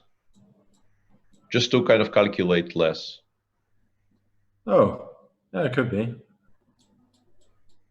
So b4. The right bishop. Before, I think we can ignore. I think we have far enough advanced to just win. Just f6. Yeah. Just go f6. Yeah, and this is what MVL has done. Yeah, he doesn't need the queenside anymore because of how far advanced the pawns are, and black has no blockade. Okay, so he's got to do like rook d7 now, but then. Yeah, he can not afford allowing f6, so he went king e7. That's actually no, but that's the same. Yeah, we take, we go king g6, g5, and hang on. With the king on d6, is it ever a draw with the king on d6? No. Yeah, shouldn't be. I don't think it ever is. Yeah. Takes, and we start pushing our guys. I mean, you can even play bishop c6, pick up one of those pawns if you're really lazy. That's that's a good way to make sure you don't have to think about anything ever again here. Yeah. I like it. So Magnus, what's the agreement after the game's end? Players have like a 10-minute break, right? Or how does it work? Yeah, it's a 10-minute break, and then the game threes are supposed to start at the same time. Right. So after the first game, there's a 10-minute break. Then the next game starts, and for game number 3, they sync up again. Yeah. So the matches don't get too much out of whack. Right. Generally, I think the players prefer it if the games start instantly one after the other, but of course there's other considerations as well. Yeah, for sure. I mean, that's was one of the points originally of the tournament, that you just go immediately and then you finish when you finish, so that it will be kind of like people play online. And the game is over. Maxime Vachier-Lagrave has defeated Anish Giri. I feel very bad now that I called out Maxime for playing such a obviously drawn line in this very important tournament. But he's backed it up and he's beaten Anish. I feel really bad that I didn't get here in time to correct you on that, because I feel like it wasn't a bad choice. You keep a little imbalance in the position, and he's very, very good at these endings. Yeah, he actually, for all his reputation for sharp tactical play, he is a very, very efficient technical player, MVL. But honestly, go hand in hand. Haven't we established that most tacticians are good endgame players? No. Yeah, I think that's fair. Yeah. Speak for yourself. So which you're neither a tactician nor an endgame player. Yeah. What would you say Lauren's biggest strength as a chess player? Oh God, let's not. We've got a lot of people watching today. No, but I think Lawrence has got like half decent prep and some sort of natural instinct for the game. That's what I feel. Like your instinct for the game is better than your level. That I would say. So what's holding him back? Everything else. Everything else. Yeah, everything. The rest of it. Yeah. Thanks, Magnus. Appreciate it. I mean, you play pretty well when you're not thinking. That's my point. Yeah. I think too. Yeah. I overthink. That's probably right. Should we then think about? So we've had a decisive result here. Fabiano, very unimpressive actually with his opening. But he made a draw. That's the. Yeah, Fabi's sticky. Yeah, he can make. He can be worse, and he's very resilient. But it was very unimpressive how he played the opening. So he'll be looking to bounce back, obviously, in the next game. and play, well, bounce back, but rather at least play a lot better. Anish, Giri with white. What do you think, Magnus? How is he going to approach this game? Because we're already getting into territory where a loss is pretty much the end of the match. Is he going to try and bounce back immediately here, or do you think he's just going to play in his normal? Yeah, I very much think so. Like, if he's got something that he wants to try against the Grunfeld, obviously now is the time. And I think he's gonna have some idea. Like, it may not be. He may have used like his best ideas for the candidates, but I think he's gonna have something up his sleeve. So we'd be really curious to see. And I think, like, yeah, I think he's gonna go all out to some extent. I really feel like he needs this game, because if this is a draw, he's probably gonna suffer a bit, at least as black again. That's gonna be rough. What do you think he's going with? Do you think he's going to test the Najdorf, or do you think he'll try and test some sharp Grunfeld line? I think Grunfeld or the English is more likely. Mm-hmm. He might. Okay. And we have liftoff in the Nepomniachtchi Caruana game. A move we have seen Magnus himself play yesterday as well. This move, pawn to b5 out of a Spanish opening, followed by bishop b3, bishop c5, pawn to a4. And here, bishop to b7, deviating from what we saw yesterday, where rook b8 was played. A bit of a surprise on move 7. This used to be a popular line, but rook b8, I think, more or less entirely superseded it by now, and it's not seen nearly as often these days. But yeah, it used to be a very very important theoretical line here. Yeah, clearly they're both prepped on this. So what people have been doing recently is that, let's say, white goes c3 on move 7, then they go like d6 and then if a4, bishop b7. That's something that people have been playing, and you can sort of feel that with the pawn on c3, maybe like it's a little bit looser with d3, so that you feel that there is more of a justification. But the way it is in the game, then yeah, rook b8 feels sort of sounder than bishop b7. But Fabi certainly has a very concrete idea in his mind. Conventional thinking was always, you don't put this bishop here when white can still play d3, because then it's just staring at this pawn chain. Yeah, and then as I said, like, once white goes c3, then it's probably easier to get in d5, and it's easier to justify. Yeah, I think all of that is fair. But now, I mean, Peter, you're the one who's made a video on this line. So. Yeah, but I was not. I considered talking about bishop b7, but since it was from the black side, I needed to choose one out of the two, and I chose rook b8. Bishop b7, I don't know if there is necessarily a refutation, but it doesn't have a stellar reputation these days. No, it just feels funky. Yeah. What Jan is doing here is interesting. I don't know if I've seen this exact approach before, but he's playing very, very quickly. So clearly he's looked at this at some point as I it feels flicker to some extent on and like, off. Feels to some extent like he's putting his pieces on all the worst squares. To be honest, like the bishop on h4 and knight on a3. What is that all about? Now the bishop goes to d5. But that's modern chess, I suppose. And now I think it's gonna normalize. Like after he's gone bishop d5, d6, he's probably gonna go c3. Knight d5 is obviously never good. Oh, he's gone c4. Never mind. c4. Wow.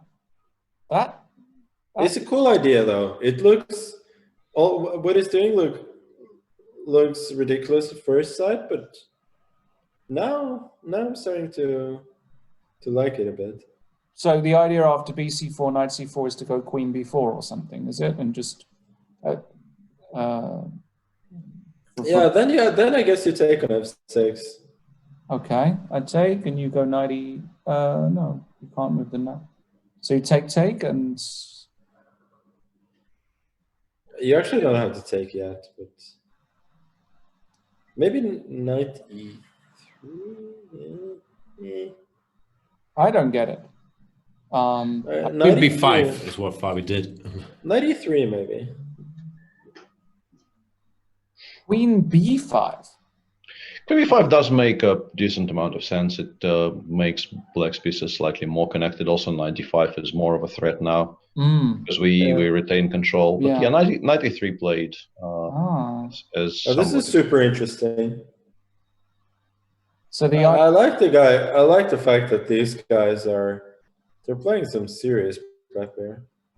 So the idea after queen b2 is to play queen a4 and then knight f5 maybe. Knight f5 might be interesting.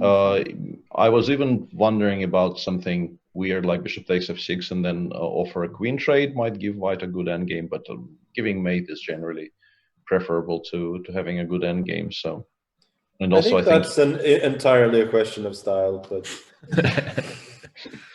Yeah, I'm not gonna. So you want something like this, yeah, Peter, or queen b1? How do you start? Queen b1 drives the bishop to a8, which I don't know if it's an advantage or a drawback. Yeah, and then rook c1, for instance, and we do. Yeah, knight d4, rook c7. Yeah, but I think because the bishop is protected, I think we're better. Knight b4. Yeah, I think we're better off playing queen c1 there.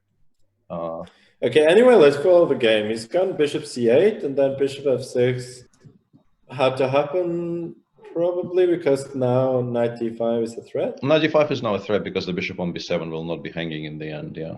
It's a nice move, bishop c8, isn't it? Covering f5, unpinning. I like it. Yeah. Bishop f6, and yeah, now white needs to have something concrete because strategically, like if you give black time to play knight e7, he'll be fine. I think the idea has to be some sort of queen c. Yeah, queen c2 or queen c1. Yeah. Queen in particular, C2. after queen c1, I don't see anything wrong with starting with bishop d7. So queen c2 probably is a little bit more forcing. Queen c2 played. Yeah. And here black can probably win a queen, but I think he ends up in a poor position. Like here after rook c1, you can play knight b4, queen c7, rook c8, but I think you end up close to lost in that queen up position. Mm-hmm. I think the way to do this would be to include knight takes d5 first. I think we need to take on d5 and move 21, yeah, because this has to be close to hopeless. But if we take on d5 first and go rook c8 after knight d5, yeah, that might not be clear. That position should be okay because the queen on b5 hits a lot of white's weaknesses. On then you have to think about how to make a draw as white. Yeah, I think you have to make sure. Maxime plays a Slav. Wow. And I guess we should talk about that very quickly, depending on what Slav actually ends up occurring, because as I mentioned at the top of the show, just before the game's kicked off, we've got a very special offer going on at the moment. The offer of the day today is 40% off Chessable's course by Sam Shankland on the semi-Slav. So you can watch 40% of the course, or how does it work? 40% off.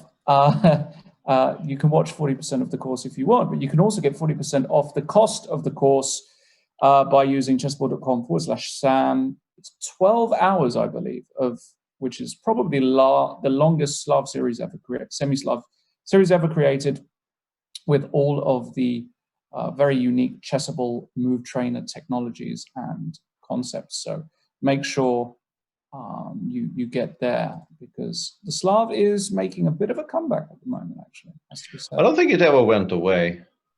I think the Slav has always been one of the sort of a sounder options for black. Are we sure it's Maxime, though? Maxime plays 1 e4 and the Grunfeld. Those are the rules. So him playing 1 d4 on the Slav feels very out of character. He even plays the semi-Slav. Maybe he's watched Sam's course. Maybe he got the 40% discount, first chance in the morning. I think he paid full. He's just a fan. That's awesome. Yeah. So loaded. Who cares about the 40%? Top 10 betrayals, yeah. 2 games by MVL today, both of them in the top 10 betrayals list. Not playing the Najdorf and then, I mean, not playing the Grunfeld and not playing 1e4. That is just not right. So all of this is fairly topical stuff for a while. The so-called Moscow variation. After e3, g6 is also, I would guess nowadays, maybe the main move. 97 used to be, but they started playing g6 to keep some options open. And Giri goes for something direct. I've seen people do that and then play h4. Maybe Giri will just throw his h pawn up the board. That'd be exciting. Isn't that what Magnus Carlsen did? Vague memories of a match, a banter blitz match against Pepe Cuenca in a structure where he went f4, h4, h4. Your classics. That was a classic. But actually, throwing the h-pawn, castling long and throwing the h-pawn up the board is h4, g4, I should say. So I have to say, what Maxim is doing is pretty brilliant. Like, he's actually found a way to play the Grunfeld. Yeah, no, it looks like a good Grunfeld. That is making my heart sing with joy. We are back on proper territory right here. Yeah. That's just naive, Anish. The guy plays a Slav. You play a Slav. Play e3 or something. Yeah, I don't think the Schlechter was forthcoming against 43, which is the Schlechter is a variation of the Slav for those who missed the Grunfeld, but for some reason decided not to play that game. But pretty sure that wasn't Maxim's intention. But it's not called the Besser for a reason. So that's German language jokes always. Yeah, that's a German language joke. That's pretty schlecht, I would say. Oh god.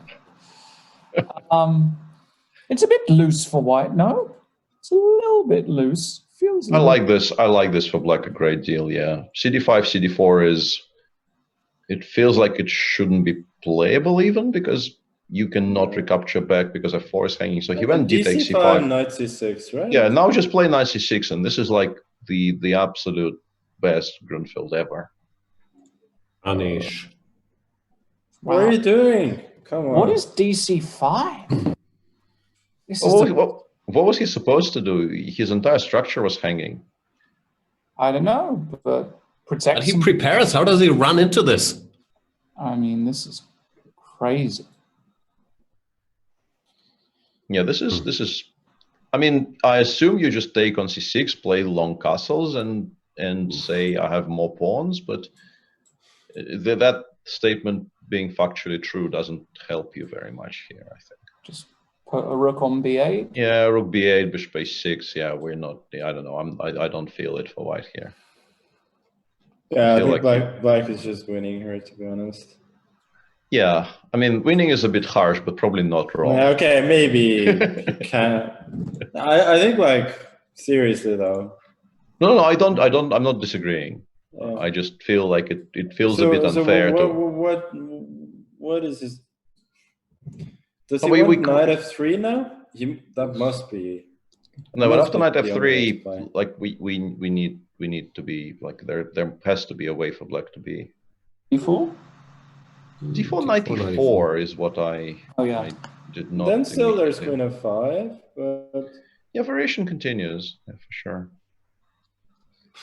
Maybe it's still very good for black. Actually, I don't see a good way to continue. And I'm reading 15 messages or something in the chat saying Anish should not be in this tournament, which always pains me to see. I can't really defend what he did here, but I would say him being lost with white after 11, 12 moves is not something we see very often. Yeah. Maxim is really wondering what he's been wasting his time on all these years. When he yeah, just so that's what you get when you play the Slav. Yeah. Peter, when are you converting? I am a convert. I've been playing the Slav on and off from I think mid-noughties, and I don't think I've ever had a position this good. That's probably not true. I did win a few games on the black side of the Slav, but generally you don't get positions like this. Especially when you've gone h6. Yeah, and Anish does end up taking on c6, but yeah, this position is just Do you really go long castles? Very unpleasant. I would be trying to hide here. Not that. Yeah, you probably should try and go short. But... Should be 2, should be 3. It felt to me like that might just, I don't know. I was trying to prevent d4 as diligently as possible, but maybe d4 is not so much of a threat. I think you're right. I think bishop e2 and trying to castle short is a better option. Should still be quite dangerous for white, though. Yeah, you can imagine like queen h4, g3, queen e7. Exactly. Yeah, I was about to suggest knight a4, e5. Yeah, some line like that. I mean, your position could just be blown completely apart in 5 moves there, and also MVL will feel very, very at home in those types of positions. I feel like white is like 3-4 tempi at least short here, but I don't know. Maybe it's all in that Sam Shankland course. Bishop d3 is Anish's choice, which... Yeah, it's probably better, actually. Yeah, stopping bishop f5, like in the variations I was trying to calculate there in the lines we were mentioning, there was often there was an additional tempo for black with bishop f5 hitting the queen on c3, so c2, so that's a sensible option by the young Dutchman. Mark Twick is wondering, Anish hasn't played very well in any of the online events he played this week. Does he play online very much? Do you guys know? I am not the... He plays more than people think. He even plays, I think, very fast time control sometimes. I think there is some truth to the narrative that he, he's more classically brought up with, solving exercises, analyzing openings, and not playing that much online, which I don't know if it hurts his instincts, but he's no stranger to the internet. Magnus, do you play a lot online? Yeah, I've played. It's been with various degrees of frequency, of course, but I've played quite a bit for all my life, basically. Or not all my life, but all my chess life. Peter used to play a lot online. I'm not sure if he's playing chess online these days, but... Yeah, that's a very important distinction for me these days. But I did make a bit of a comeback in this past week, which it was pretty good, right? Yeah, shocked me more than most people somehow.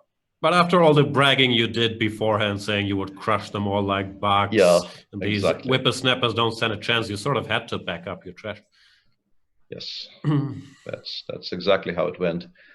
Knight a4 played, queen e7. Was that? Yeah, queen a7. Like, wouldn't you want to give a check on h4? Probably he was. I think maybe the fact that queen f2 now exists as an option makes it slightly less obvious that you want to. Yeah, the thing is, like, even queen f2 looks extremely attractive. No, black is always going to be doing very well there. And just to... No, that was my point, like even take queen f2 and then... And bishop a6 or rook b8, bishop a6. Yeah, rook b8. Rook b1 and Bishop a6 looks pretty awesome. This is kind of bad. And just to remind the viewers that the second game exists, it feels like Jan made quite significant progress in that second game. 1 second, he just played e5 here before we leave this game. Knight a4, e5, fe, queen e5. Yeah, we expected something like this, and now I think white needs to just give up the pawn on e3 and get the king to some kind of safety. But he's much worse. All right, castles played. Anish suffering. Back to Mr. Nepomniachtchi. Lawrence, I need a small break. Can you take over the controls as I work? Yes, just give me a second here. Yeah. So. Okay, back to the Nepomniachtchi Fabiano game. Very interesting position. Bishop c6. Yeah. Yeah, but Jan is better now. No, I think right now the evaluation is either potentially white is winning after something like knight g4. And if that doesn't work, then maybe black is fine. But I think knight g4 comes very, very close to just being flat out winning. And play. And he goes bishop f4 without thinking. Which I think is an indication of how poor his position is, if that's the choice he absolutely has to make, right? But that's not a bad choice, because he does get to play d6, d5 in the end there if we just take on f6 and h6. And that stops at least some of White's attack. So you want to take on f6? Well, I mean, that's the most normal thing to do here would be to take on f6 and h6. And after d5, I'm wondering if I can actually afford to take on f6, but probably not. Because I think black will include bishop takes f3. Yeah. You can imagine, yeah, he goes queen f4, but now bishop f3. Yeah, bishop f3 and d6, d5, black might be able to grovel to a draw somewhere. Maybe gf? No, but gf is maybe a little bit too futuristic, no? How do you feel about gf in reply to bishop takes f3? Might just be very strong. Yeah, because then we can try taking on h6 and going king h1, rook g1 mate, yeah? Which is not a bad plan altogether. Yeah, it could just be very strong, actually. I don't see much wrong with it. And I think this is probably why Fabiano hasn't taken on f3 yet.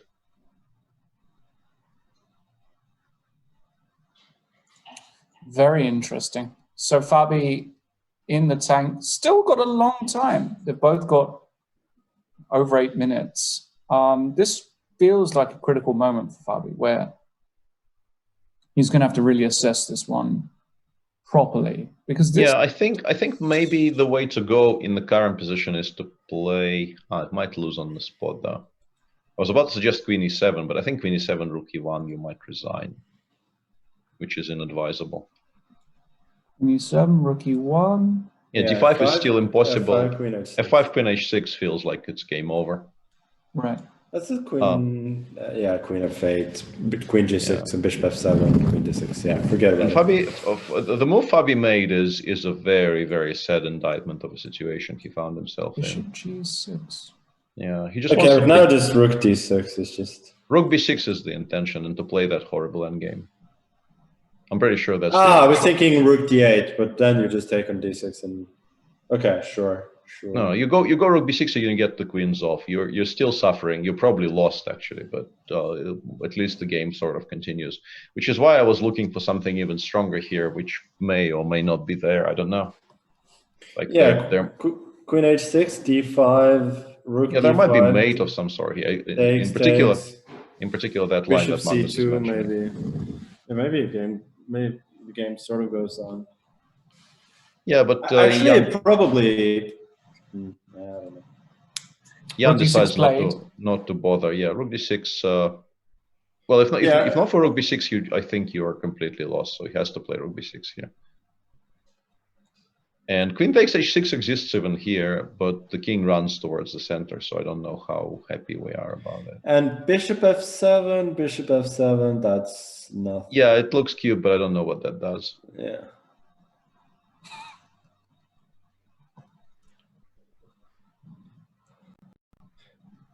Yeah. So rook d6. So this is basically an ending where black is groveling again. For we take on f6 with the rook. You have to take on f4. We take, and if you give black 2 tempi, maybe black is kind of okay. But 95 is too much of a threat. It feels to me.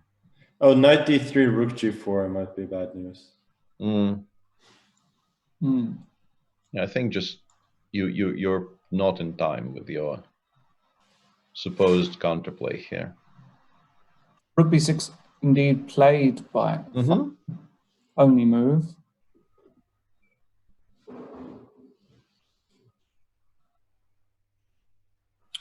And yeah, rook f6 really looks like the only way here. Played. Well, there are these exchange sacrifices available, but I don't think they're good enough.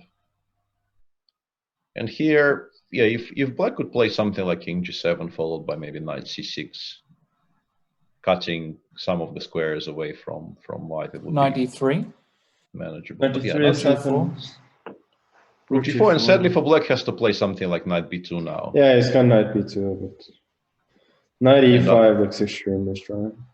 Yeah.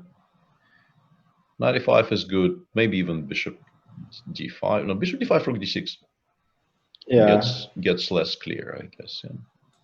So after 95, we take. Yeah, we take. B takes. Yes. Yeah. King g7, and it's just a pawn, effectively. Yeah. Although. Okay, game goes on. Game goes on. So. Yeah, because the pawns are on c5 and c4, and white either plays with this slightly weakened pawn on c4 or goes into a rook endgame, which of course gives black decent hopes of survival. Yeah. Just king g7 and continue here. Yeah, king g7 played. And white should be favored to win from here, but it's not a given. Let's switch back then to Anish's game. We'll keep an eye on this one if some big development happens. But it looks as though Maxim's advantage is just growing. Well, he put the bishop on d5, which looked gorgeous for these two bishops. Bishop c4 trying to swap them off. And the question now is... I think we play bishop b4, and yes, it allows an endgame, but that endgame is going to be extremely bad for white, right? Bishop b4. Queen e2 has to be the only move that white can make here, and we'll take and go rook a d8, or that's just a bad endgame for white. This knight on a4 is a horror show. Yeah, this is just lost.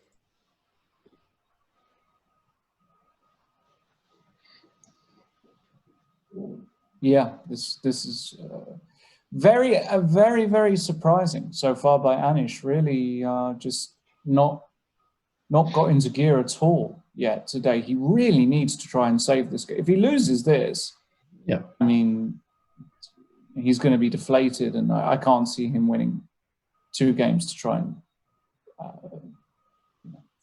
take the match to an arm again. Although as you probably remember, Lawrence, there are some instances in history of chess of people coming back from a 0-2 deficit. I'm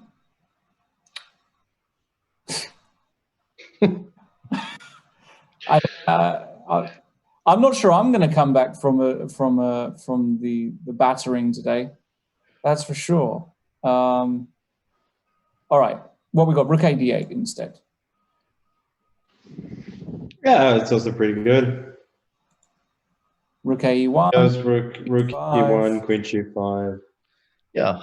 Once again, if you teleport the knight from a4 to f3 here, suddenly it all looks manageable, but not allowed. After bishop d5, I guess you can even just go queen d5, and the knight just can't get back in the game, right? Well, I think we take with the rook. You take with the rook for sure. Yeah. Oh, okay. Yeah, we create a threat. Well, rook d2 is a threat, and knight c3 is still not really playable because at the very least it drops the c5 pawn. Yeah. I think MVL is just sort of playing for mate here. He didn't want to play an endgame because the middle game is excellent. Yeah, horror show for Anish so far, and he's also down on the clock. There's nothing to do. He can try and mix things up here and make things messy. It's just a case of whether MVL takes a smooth route or not, whether MVL errs here or not. I don't see it happening. I think Jan is definitely not taking a smooth route, I would say. What has Jan done that has not? No, I would say, like, first of all, putting the pawn on h4. Not loving that. Like, why? That's an interesting point to me. Why do you think that's a mistake? No, I just think with h4, h5, the structure is more manageable with black, especially as you will probably have to exchange the knight at some point. And also, yeah, that already happened. If you try and keep the knight, like getting the king to h4 with white at some point felt like an option. So I just, yeah. I think he is trying to argue here that he will have a structure that is stable enough that he can just run with the king towards the queen side and win that way. But Yeah, sure. I don't know if that's true. It's a bit surprising that Fabi went for King G6 rather than FG6. So I think what he wanted was, let's say White makes a null move instead of Rook A4, like no. It's like King H2. I think he wants F5. And then the king over to E5 and stand that way. Okay, maybe. Because I was wondering why, let's say, G3 hasn't been played there. I was expecting G3 to be on. Yeah, I think Rook E4 might actually be very clever. But you also have to. Yeah, I don't really know if this is such an easy conversion anymore. Rook D1 and Rook C1 played by Fabi, just making the rook slightly passive here on E4. Yeah, trying to make sure Rook E5 doesn't happen, basically. Yeah, no, he's gonna wait. Rook is gonna go to F4, but then he's gonna go F5 whenever that happens. And the Black would like to play F5 themselves right now, but Rook E6 followed by Rook E5 is very with the king on F3. Actually, I think that was possible. It's slightly surprising that he hasn't tried that. If you look at the position, he played King F5, but instead of King F5 in the game, I move 48. Let me just bring that up. Move forward. Yeah, why has that not happened? Yeah, what, F5 Rook E6 check King G7 because H4 is hanging now. Maybe no. I honestly, why hasn't this been played? This looks quite an attractive change for Black, right? Okay, so how about this? Rook E5, Rook C4, Rook C4, Rook F5, Rook H4, and something like G3 or something. G3, that's King G6.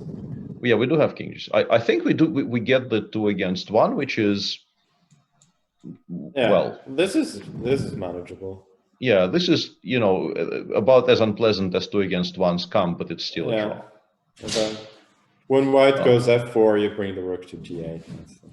So instead, Jan has gone for this and played G4, which doesn't, to my eyes, look that great to release attention so quickly here. But I think his king gets very active. I think it makes sense. Does it? Why can't you check on C3? Oh, yeah, that's a very good point. It's a very good point. And he's done. He's done exactly that. I mean, I have been reading my Dvoretsky. Good on you. Don't get any of it, but I've been reading it. You get some of it. Yeah, it might just be seeping in there slowly but surely. So yeah, Rook C3, King E2. Okay, but now, so if we take, this looks logical. So take. Yeah, where does the king go? Because unfortunately for us, we cannot play King F5 here because we're losing this. Well, cannot is maybe strong, but so King H5, Rook F4. Yeah, and which move do we make in that position? Because the Rook on F4 in this setup is extremely stable. Can we maybe go back? Maybe we just go back and play F5 and keep our own Rook on the third. Yeah, we just put the Rook on the third and just say, okay, how bad can it be? And Rook G5, Rook takes C5 should be a draw, I guess, because Black goes King G4 and starts pushing the F-pawn down the board, and there has to be enough counterplay in the current position. White can transform. Imagine that. Yeah, that White needs quite a few more tempi here to be ahead, I think. Yeah, it definitely feels as though Jan didn't apply nowhere near enough pressure in this position. And he spent no time, obviously. Exactly. We were talking about this, Magnus. One of his big weaknesses, in my opinion, is his time management. It can work for him, but it can also work greatly against him. You know, he's got 9 minutes. There's absolutely no reason he couldn't have just spent 4 minutes on this. Yeah, now King F5, King E4, just to return to the board. King E5, King E4 appears to just be an instant. I mean, the fact that Fabi is actually making a draw without any effort whatsoever is kind of... Yeah, just King D4 now. And embarrassing. king d4 now, and it should be a trivial draw now for black. The way both of his pieces are active. Can you rook f5 though? Yeah, rook can f5. You take on h? What's wrong with taking rook h4? You want to go rook d5 or something?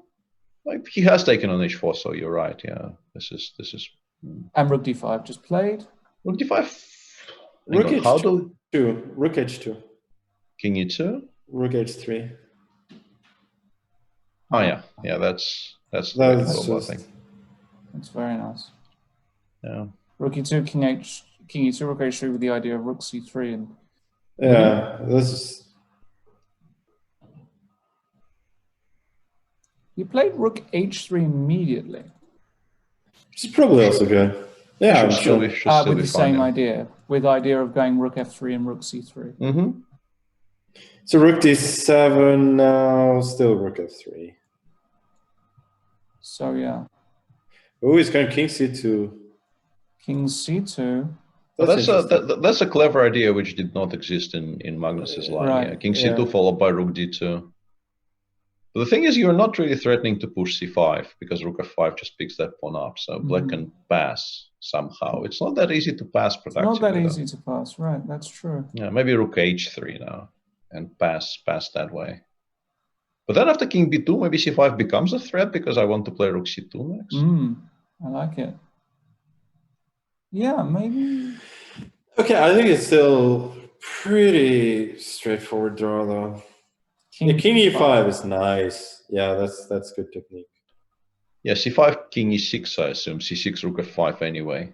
Yeah, that's good technique. And then we pick that guy up. So c5, king e6, c6, rook f5, and there's no way to stop rook c5. Oh. Very nice. And king d6, I should mention, which picks up the pawn, and it's a draw. Oh, that's very nice. And played very quickly by Fabi. So, yep. Well spotted. He's certainly practicing his defensive skills. Yes. Shall we switch over to the MVL game, because Giri has lunged in with his queen to a6, almost sort of mirror image of yesterday's Ali Reza's queen on a3. Peter somehow stretched. Yeah, there are some similarities, but mainly I think he is just trying to create at least some counterplay, because he knows that with a knight on a4, you know, if you give black time to play h5, h4 here, you're just going to get completely destroyed. So my big question is, like, being just a hacker, why can't I play bishop takes g3 here in queen? I think you can, and I think you probably want to, but the move he went queen h5 first. Oh yeah, and take on f4 and take on e2, but he plays queen h5 first. Creating a threat of rook takes a4 currently, which needs to be addressed, and also bishop takes g3, of course. And yeah, and if you have to play something like rook g2, you're really not enjoying yourself, but you might. He played rook g2. It looks like the only. But now something like rook fg8, queen c6, rook d1 might be made, for all we know. Rook fd8, you go knight c3 though. Oh yeah, so I guess this is why he goes rook d1. It has an additional advantage of keeping the knight on a4 under lock and key. So cleverly done by MVL. And now rook fd8 is a deadly threat, and after knight c3, if all else fails, we can. Queen f3 is a threat here, no? Yeah, queen f3 is also not a bad threat. Queen c4 played, and now queen f3, I guess. Oh no, yeah, queen f3 just wins, right? And king g1, bishop d4, queen d4, queen f1 is made. Yeah, and if you take on g1, we return to f3, and we go rook g8, and the inclusion of a second attacker ends the game there on the spot. Yeah. So MVL just seemingly wins a very comfortable match today. I mean, just blown him out the water, hasn't he, MVL? Brilliant opening choices. I think he needs to be commended for that. You know, playing b4, maybe catching Giri off guard, but managed to get such a poor position in this game with white in a Slav is... Yeah, it's unforgivable. It's really, yeah, he'll be very upset. He's not out yet, but I guess his chances of saving this match is something like, what, 5%? Something like that. Yeah, that sounds about right. Yeah. And I guess he just resigns after Queen F3 because, yeah, and that's what's happened, yeah. Truly woeful by Anish, a game he's going to have to forget very, very quickly. Yeah, there's no silver lining here. It's just terrible. Yeah, that game you feel that's bad, and you must feel bad. Yeah, Nepomniachtchi might just be sent on tilt after this game, just ever so slightly, because he's going to have 2 games where he had 2 clearly better / winning positions, certainly in the first game, and here he didn't apply nowhere near enough, and this is just a trivial draw with the king on the right side, close to blockading the pawn. I just don't even. Yeah, this shouldn't really be an issue anymore. King just comes to c5 or c6 if white goes c5 check, and black can even start threatening pawn endings because they are right in most cases in time to go back to the pawn on f7. Yeah, Jan has been very generous with the chances in the first 2 games here. I mean, not winning the piece in the first game was really the fact that he played so quickly, but not even being able to press that other position was kind of, well, you would expect a bit more pressure. And it looks as though this is just straight king f2. I guess he can even pick up this pawn now. I think we can go rook a4, rook c4. I think there's nothing that argues we cannot just win the pawn back on the spot. Because we can go after the why not? Yeah, let's just calculate a little. Like, sure. King e3 takes, king e4. King c3, I thought. King c3, f4. So hold on. So rook a4. King c4 back. Yeah, maybe I'm not in time. Yeah, amazingly, or maybe not that amazingly even. Takes is. Yeah, I thought king c3 was a draw, but f4 might be. Okay, actually, king c5 is an easy draw. King e5, king c4, or no, king e5, king c6. King c4 probably helps as well, but yeah, but king c6 and then king d5 is that's the way to go about things. Yeah. Okay. No, that's what I assume that there has to be. Actually, we could get that if Jan plays. No, I think he intends to go f5 now. I think king e3 he goes f5 and f4 check. Ah, that's clever. And then he takes, and he's pushing in the pawn endgame. He's winning the pawn ending. Yeah. Yeah. I think that's the intention here. Actually, we could get one of those mutual Zugzwang positions, no? Because the h3 and h4 squares are available for the king. Just to illustrate something like this. F4, king e2, or maybe king f2.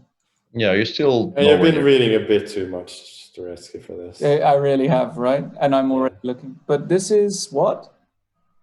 This is winning for blue. Yeah, I think it is winning for black, right? Because king h3, king e2, not king e3, but specifically king e2 wins. King e2, right? Yeah. Yeah.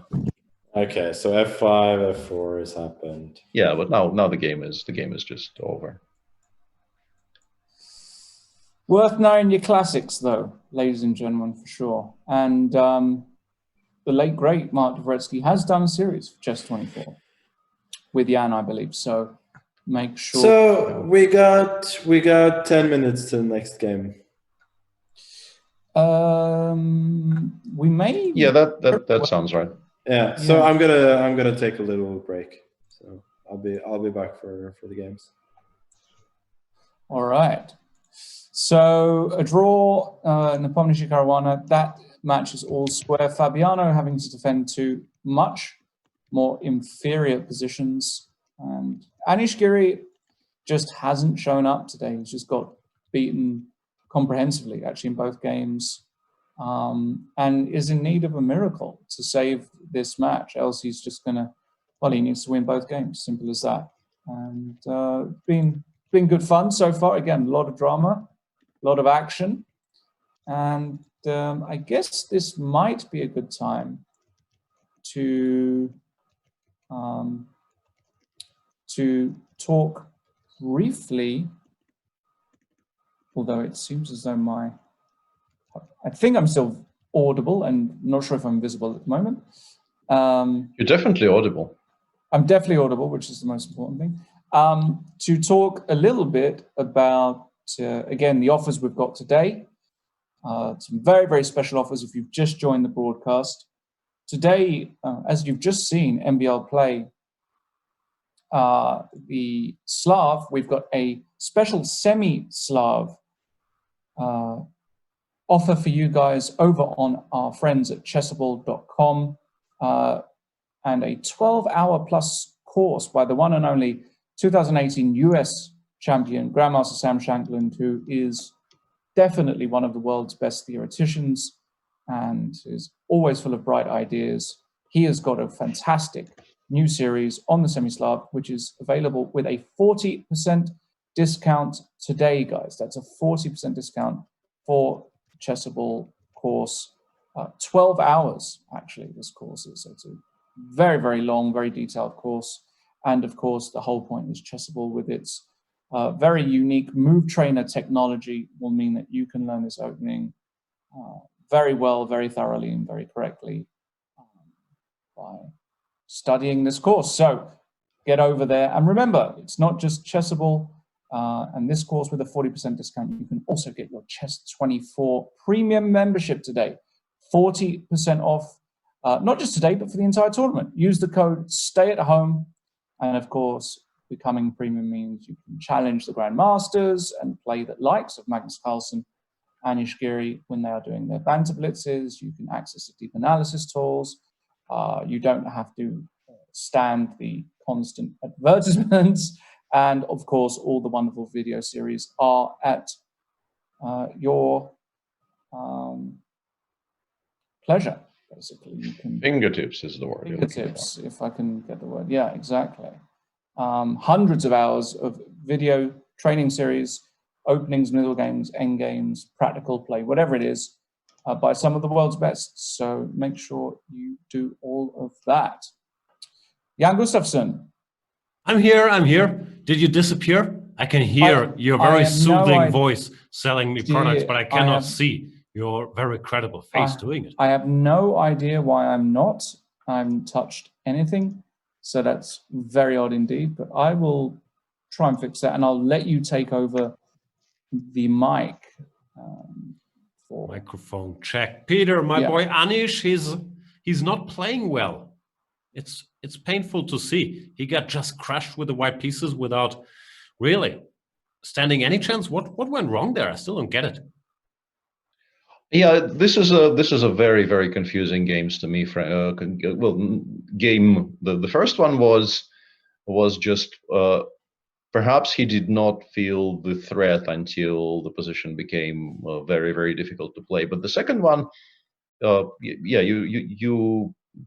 you don't just play the Slav like this and lose in 20 moves. I mean, the game lasted 28, but he was out of it by move 20-ish. And that just doesn't happen to Anish. It's very, very, very unusual to see how that match is going so far. Yeah, now he's down 2-0. His back very much against the wall. The games are about to restart.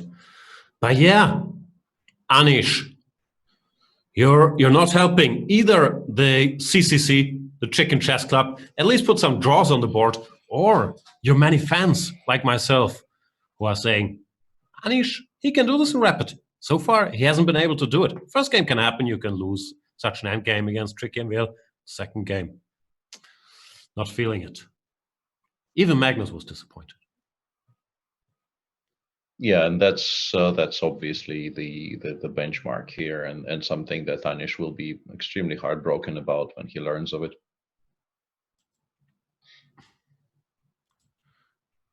Couldn't agree more. And Lawrence Trent is back with us in full beauty. So I'm back and I'm audible. Brilliant. Yeah, I want to see angry Anish. I don't know about you, but we all love Anish, but I actually want to see Anish a little angry. I think it's time he fires up the engines here and just says, you know what? I'm actually sick. It's not literally, right? Not literally. Probably not literally, but what I want to say is, his opening choice in game 2 was, it felt to me exactly that. It just backfired badly, but I think he chose about as sharp a reply to the Slav as he could have. It's not as if he is taking this lightly and not trying to strike back after losing game 1 with black, but you just don't expect his opening choices to be as poorly thought out. And yeah, it's difficult to even pinpoint exactly what went wrong in that game. It felt like he played a sharp line which he didn't really understand or look at before, which is we know something that never happens with Anish, and was close to lost by move 15 or 20. Yeah. He's usually very, very good at targeted preparation. Maybe he just thought it's 100% that MVL will play the Grunfeld, and getting his Slav, I don't know, took him by such surprise that he went for something sharp but half-baked. Yeah, Lawrence, you enjoy half-baked, right? Both the movie and the ice cream. Was that a question aimed at me? Yeah, that's why I started. I like being in the state of half-baked, that's for sure. That's a good state to be in. Of course. We do not endorse this. We do not endorse such things here. I don't even know what that means. Oh, really? Okay. Well, let me put it this way. I was in Amsterdam for the Batavia tournament a few weeks ago. Maybe that will give you a clue. Maybe it's in... Nope. Please elaborate further. Got it. It's the dry humor. I'll never get used to it. So I am going to make a prediction that Fabiano Caruana is going to win this match. Wow.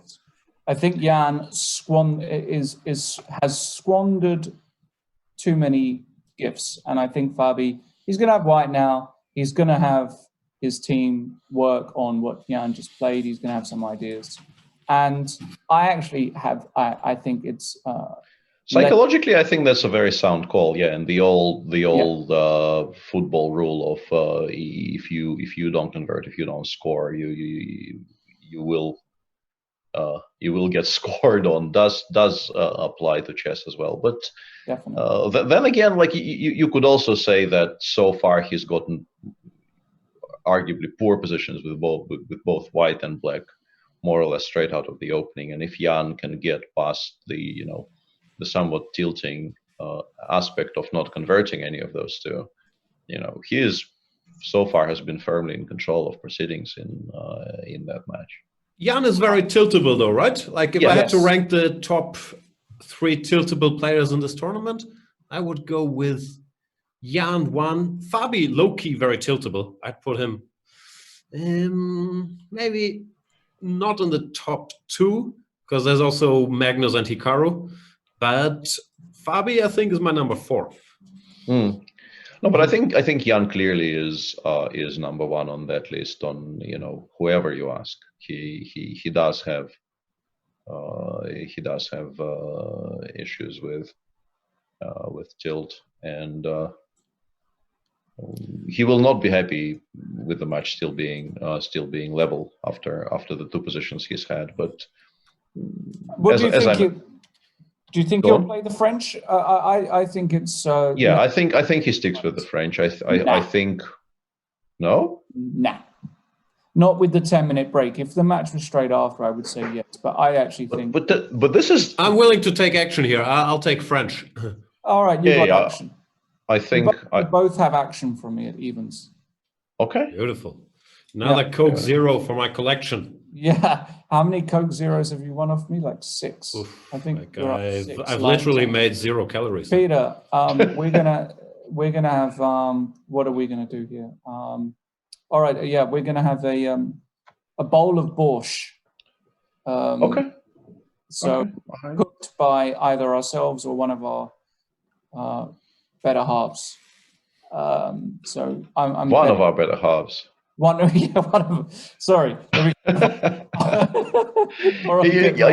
I can only envy you, Lawrence. I only have one better half. That's all I need right now. A bowl of borscht, I've never bet, and there's a first time for everything. So yeah, there's 0 chance it's a French. He's going with a Najdorf. Like a borscht.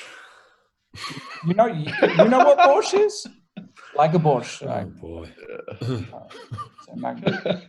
Now this is this is why we're here, clearly.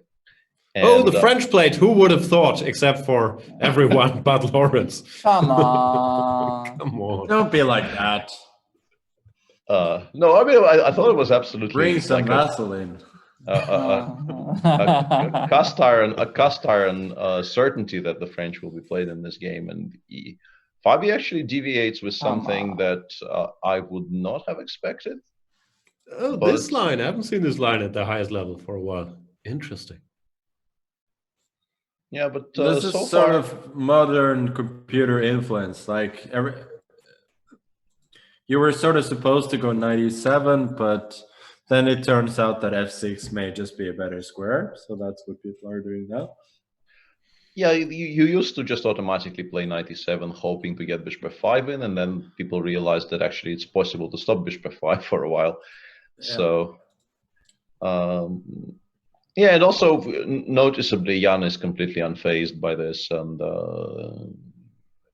I think by this point you really have to just admit that a lot of thought went into preparing the French for the candidates, and I can never tell though if he's in book or if he's just making moves quickly. Magnus, do you have a read on Jan when he's bluffing, when he's not? I don't read. I just generally assume that people are in book. This is starting to look like a Petrov, though. It does look a little bit like a Petrov. Yeah. Apart from that ridiculous knight on g3, of course. Yeah, that's not a very harmoniously placed piece. Jan has done some stellar work in the Petrov, in that specific type of Petrov recently. That game against he won against Hao in Yekaterinburg was an example of, you know, beating a very strong, very experienced Petrov player basically on their territory. I was very impressed. Exactly. We have liftoff in the other game too. Yeah. Come on, Anish. Well, Anish is counting on goal difference, right? He just wants to reduce the... He's playing the Sicilian. What else do you want him to do? No, but like... Well, the perk, or I mean the Peerts. No, I mean I just think once you face the Alapin, then you could go. Yeah, I don't know what you could do. Yeah, I think the Alapin is such a, you know, soul destroying side for any Sicilian player that by this point, like your decisions are not irrelevant, but are so heavily influenced by the disgust you feel looking at the position. That... Yeah. Why? I used to play the Sicilian only against Alapin players. Felt like the least scary line. That's how we do things in the CCC. You are in a very vocal minority there. Yeah. I've had this position on the board. I think it's sort of tricky for black, but if you're precise, you equalize. So chess, I guess. Yeah, I think there are a number of ways to equalize here in this position. Like, I felt like at some point Mamedov, he was playing this in every single white game, and TV has done it as well. Like, there's just so many ways for black to be fine, but no ways to really create any sort of excitement. Castle's rook d8 played. Yeah, and do Jan and Fabi just have a pact to play quickly, or what's the deal there? I was about to ask, yeah, like if I take on d6 here with the bishop, are we actually playing rook e1, queen d6, queen f8, or? I think we are, and then queen d5. We take on a3, and we take on a3, and nothing bad happened to us, yeah. Supposedly, yeah. Is queen d7 also not worrying us at all? What are you check talking here. about? Sorry. I would No, be the worried. same line, but we go queen d7 here. Well, now maybe c6, right? Oh yeah, with knight on a5 we can just go c6 and queen c7 though. That was missed. Yeah, I'm getting slightly confused here because it feels to me like we might not be doing that. And then anyway, he took on e8, and like he started with rook e8, and Jan didn't take with the knight. None of this is really like easily understood for me.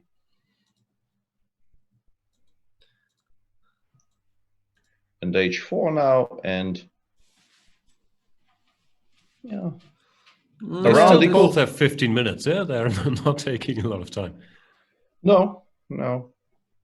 It's as if this is some kind of a tabia and you are supposed to have spent hours and hours analyzing this endgame, which I don't think is true. Should still be around. I had the feeling in general, because I'm curious, Magnus, what do you think? Because I also felt you played very quickly in your match yesterday. Is it that guys are more used to blitz online? It felt like you often had a lot of time left. I didn't feel like I played that quickly. No, I sort of disagree. I felt like I played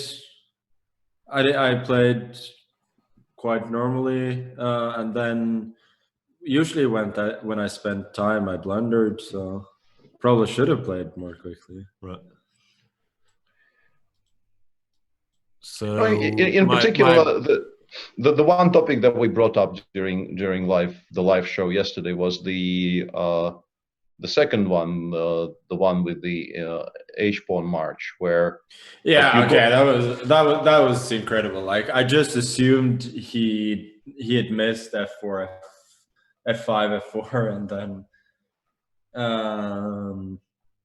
hg6 was sort of an unpleasant surprise there. Yeah, I can imagine. Yeah. All right, back to today. Isn't Nepomniachtchi much worse here? Or this is above my pay grade. He cannot possibly be much worse. No, slightly worse I can buy, but much worse no. I think there has to be a. I mean, the horrible structure kind of compensates on the. I mean, the d5, d6 pawns are kind of compensated by the c2, c3 pawns.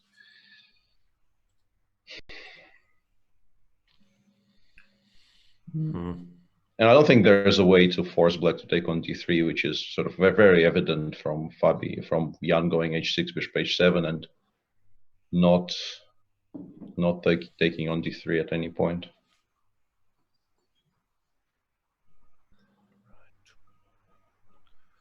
Yeah, queen f4, queen e6. He probably wants knight f1.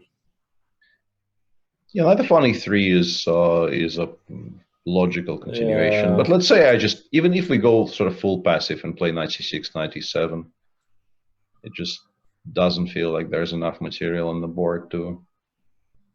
Although, yeah maybe. I don't know. You go like g4 maybe. Yeah, king f2, g4, and then you start thinking about maybe bishop one day f1, playing c4. Bishop f1, c4. Yeah, it might not be if you go completely to some kind of a passive stance. It might not be that fun.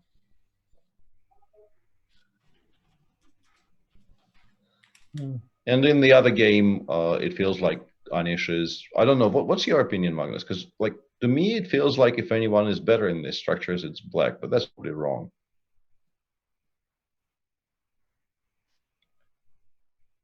Yeah, I feel like he's made some progress. Yeah. Speaking of passive stance, where is Magnus? You're just low. Yeah, there you are. Sorry, I couldn't see that. But yeah, what I wanted, the reason I brought up the structure and the evaluation is that I understand Maxim is 2-0 up, but I'm still kind of sad about the choice he's made in this game because considering how the games 1 and 2 went, I don't really feel like there was a particular need for him to make sure he makes a draw with white out of the opening. Yeah. You must have heard the German saying, a good horse jumps only as high as it has to. He's played 1 d4 to get a win. Now he's back to e4 to make a draw. It's beautiful stuff. Yeah, but he is one of the better Sicilian players going around these days, and playing the Alapin, and also this specific Alapin is basically just saying I want to make a draw and just make sure that the match is over before I even have to play the black game. And you're criticizing that? Not criticizing exactly. I'm expressing sadness because as a watcher of the game, I would just say that he certainly feels like winning the match is enough. There is no need for lapping the field. Yeah, maybe. Oh, was that an attempt at a joke? I think it was. It was a joke. Yeah. All right. Okay. Sounded like an attempt at one, but Yeah, each I to thought their it own. was okay. It was all right. So Fabi, this position is a weird one. These queen endings with loads of pawns are actually quite tricky, no? Like, I think the position is too closed for any side to achieve anything. I think we can even play like ugly chess here and just play what, f6 and just f6, queen f5, queen takes f5. I don't know if even that loses. And apart from queen f5, you don't actually have a winning shot. But so what you do is you bring the king to b2, and then you play a4. Of course, no, I understand, yeah. but I wasn't altogether sure that this lost for black, and obviously Jan is not obliged to do it straight away. Playing f6 is by no means forced. So he goes a5 first. Yeah, but he's probably actually going to have to do it. Like g5 might be a little bit unpleasant if you. No. But I mean, you gotta bring the king around first. Yeah, but I think actually the a5 indicates that he wants to play a4 and then f6, and that puts everything on complete lockdown, right? Because really the structure is entirely closed after that. And like queen f5 takes, king goes to f4. Oh, e5 d5. E5 d5. Yeah, that was my point exactly. I can allow you to play e6 and get this beautiful protected passer if there is no entryway anywhere. Sorry, yeah, so, I'm too slow. So queen f5 here, no, or just I don't know, king e3, a4, king d2 first, just to start on the plan of getting the king secure, and we play f6 here. Queen f5 we take. You take with the g pawn. You bring the king over to f4. You play e5, and I just play g5. Gotcha. Yeah, and this, like, if white could still get that plan that Magnus outlined earlier of getting the king all the way back to b2 and playing a3, a4, this probably loses for, well, not probably, just loses for black. But with the queen side already completely closed, it's just a draw, and they're getting a version of it anyway now on the board. So do you think he's correct to go for the lockdown to, I don't know, flatten the curve in the match, or should he reopen the position? That would work if the curve was actually flat in the match, but it's not bad. It's better than Magnus's attempt, I would say. So no, I would say mine was just. No, I mainly I'm just stunned that Lawrence anointed himself as the judge of a bon mot.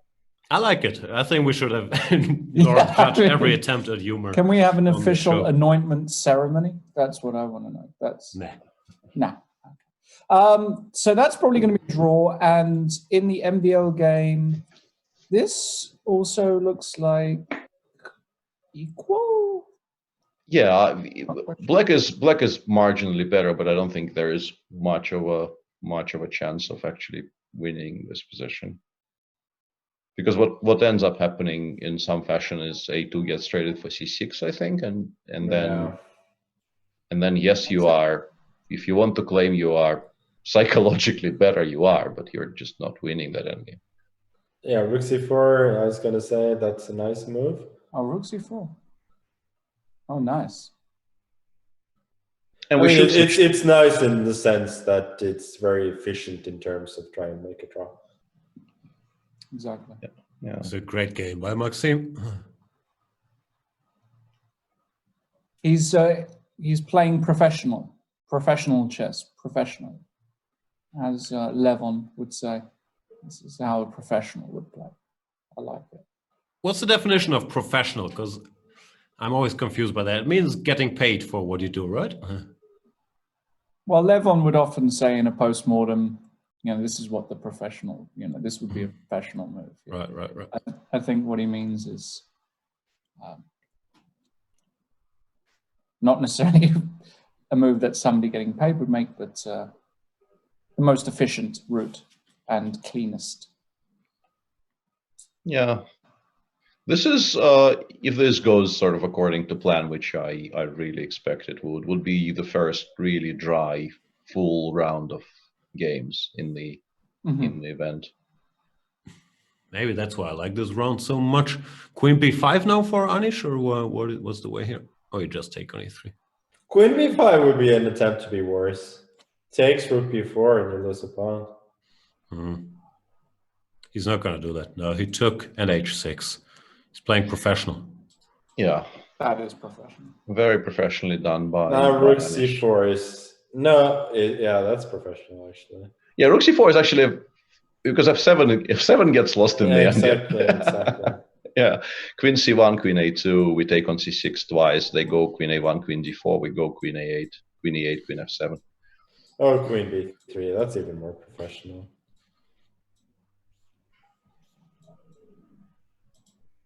Yeah, queen b3 is also not bad at all. Yeah, it feels like we're going to have a reasonably short round here, but also with games finishing more or less simultaneously, as I assume they will. Although you sometimes see people actually play that 4 against 4. That, well, he didn't even go rook b8 here. Okay. So the Fabi game is officially over. The position got very, very locked up indeed. 1.5, 1.5 is the score in that match. 3 hard-fought draws. And Anish will also get on the scoreboard in the MCI. Do we call it MCI? What's the term? Magnus, you're the namesake. Is MCI acceptable? How should we call the tournament? Haven't thought too much about that. Sure, I don't mind. I actually do have a question for Magnus about this tournament. Did you handpick the players, or was it done by the suits? I handpicked a few of them, and then apart from that, yeah, the Suterati. The Suterati, yeah. Isn't black now actually? No, there's g4, I guess, because it feels like yeah, he just gave up on d4. What is he doing? What are you Focus, doing, Maxime? What? That squeal was not a squeal of delight, I feel, because that's the most insane. What is he doing? Maybe he miscounted the pawns and thought it was 3 versus 2. No, I think he thought he can just continue checking, and I think he could have actually continued checking. Exactly. Like rook c8 here.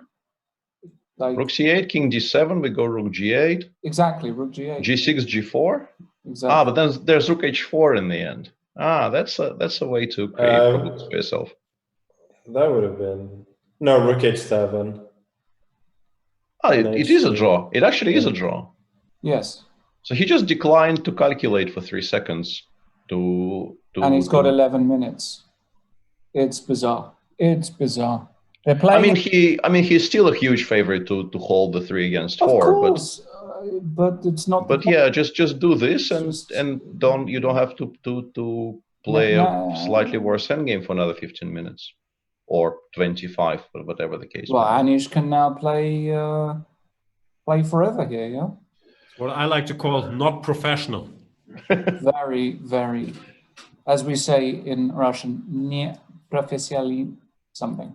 Yeah. Something. I think there are various schools of thought there. Like Maxime believes that this will take no real effort whatsoever, and he felt like the other way.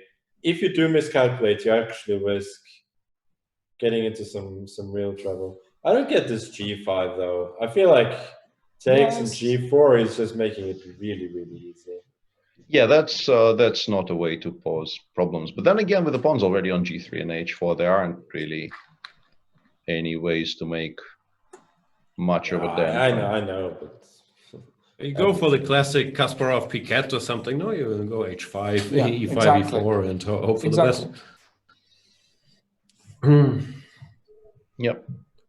But if MVL doesn't play G4 here and allows Anish to play G4 suddenly, nah, it's still nothing. Still nothing. Yeah, it's yeah. Okay. There's a question. Bateman47 wants to know: did MVL determine to show the French suffering school in the Zen game? No, this is not the real French school of suffering. This is sort of fake suffering. Right. Yeah, it's pretend suffering. Like my Weltschmerz. Weltschmerz, exactly.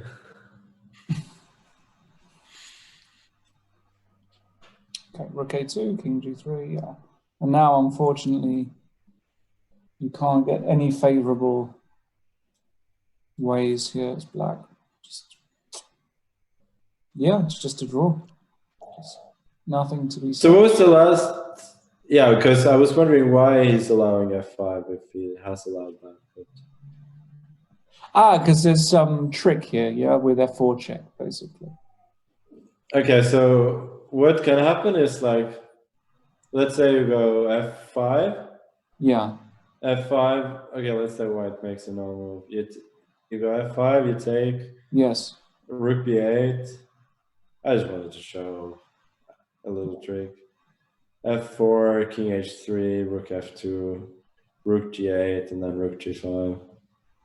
Ah, nice. Or King F6, also Rook G5 works. Very nice. That is King G2, I think. King G2 is King G2. Slightly cleaner there, Lawrence. Yeah. I didn't say that King was H4. me. That was me. Come on, as if I would play a move like King H4 then. Give me some. I was absolutely sure it was you, Lawrence. It was definitely not me, mate. I would never even dream of King H4 there. Okay. That's a lot of King H4 shaming, guys. As Greta Thunberg would say, how dare you? She would say that, wouldn't she? Yeah, she would. Probably not about King H4. That's a How good dare trick, you joke about her?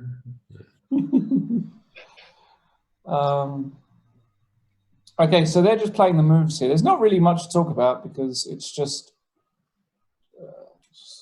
It's difficult. It's difficult to imagine how you. Okay, so now he's gonna go F5 though. Yeah. No, apparently not. But. Okay, so the thing is, once you go F5, you take, then you check on G8, King H6 to force. And then you give a check on H8, King G7, and you go Rook A8, and then F4 is also just to ensure you don't have to calculate it all. No, but my question is, let's say if I just go extremely passive, if I go, I allow F4 check and go King H3, Rook F2, Rook A3, do I ever lose that position?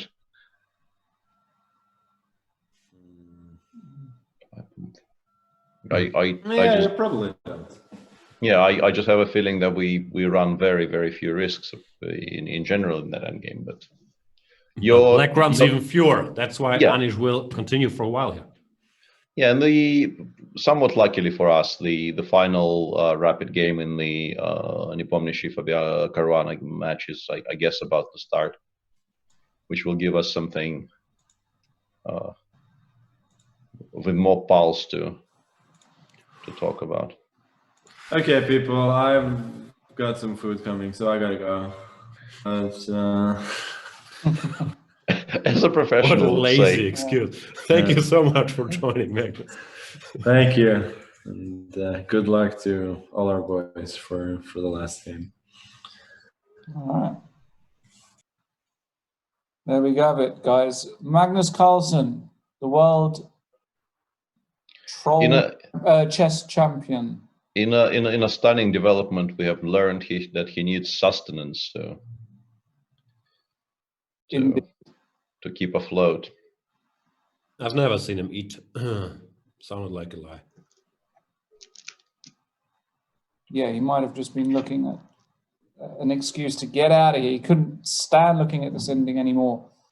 All right, so we've got Jan Nepomniachtchi against Fabiano Caruana about to kick off their final match. And this is going to be an interesting one because...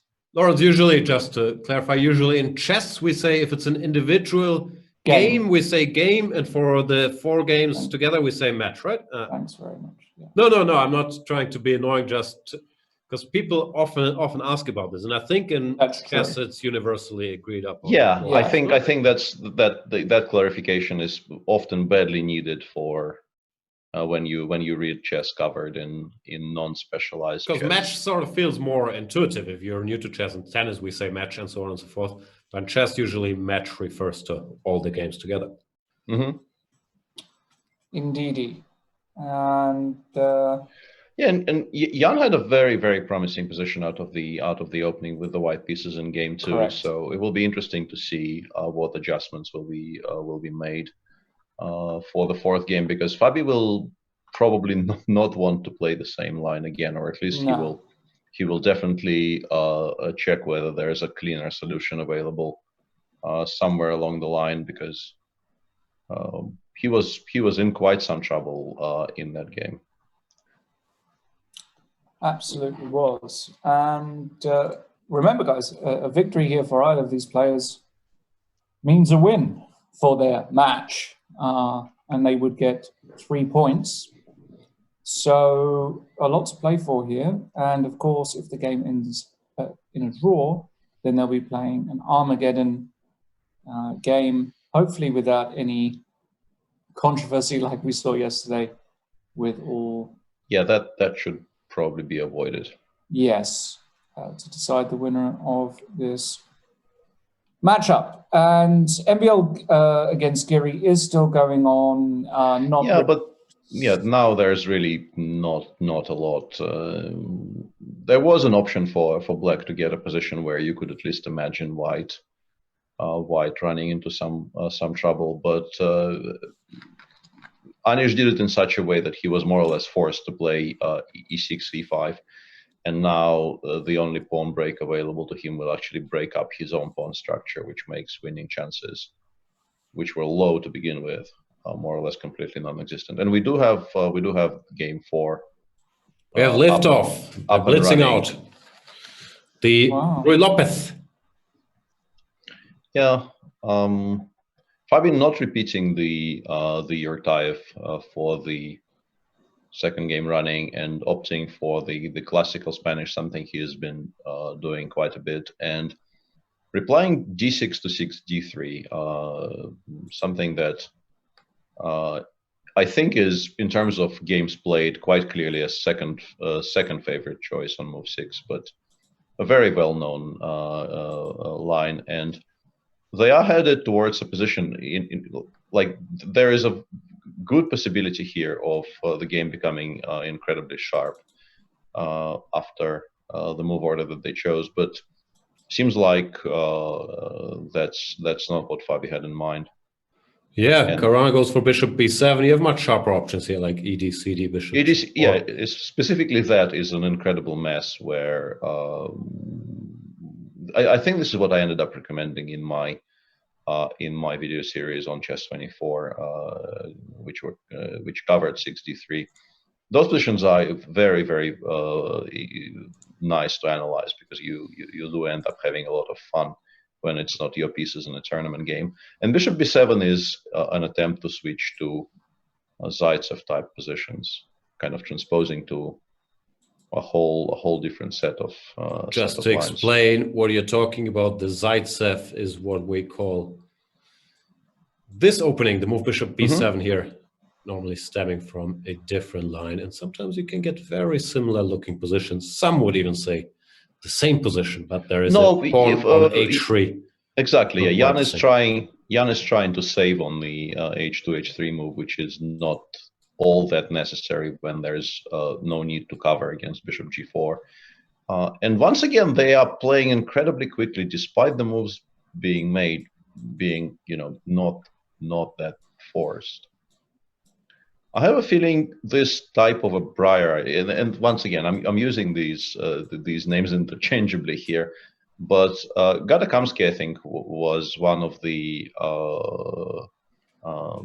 proponents of the idea of playing a5 and b4 in these types of positions. This is the Breyer, just if you're not as fluent in Spanish lingo.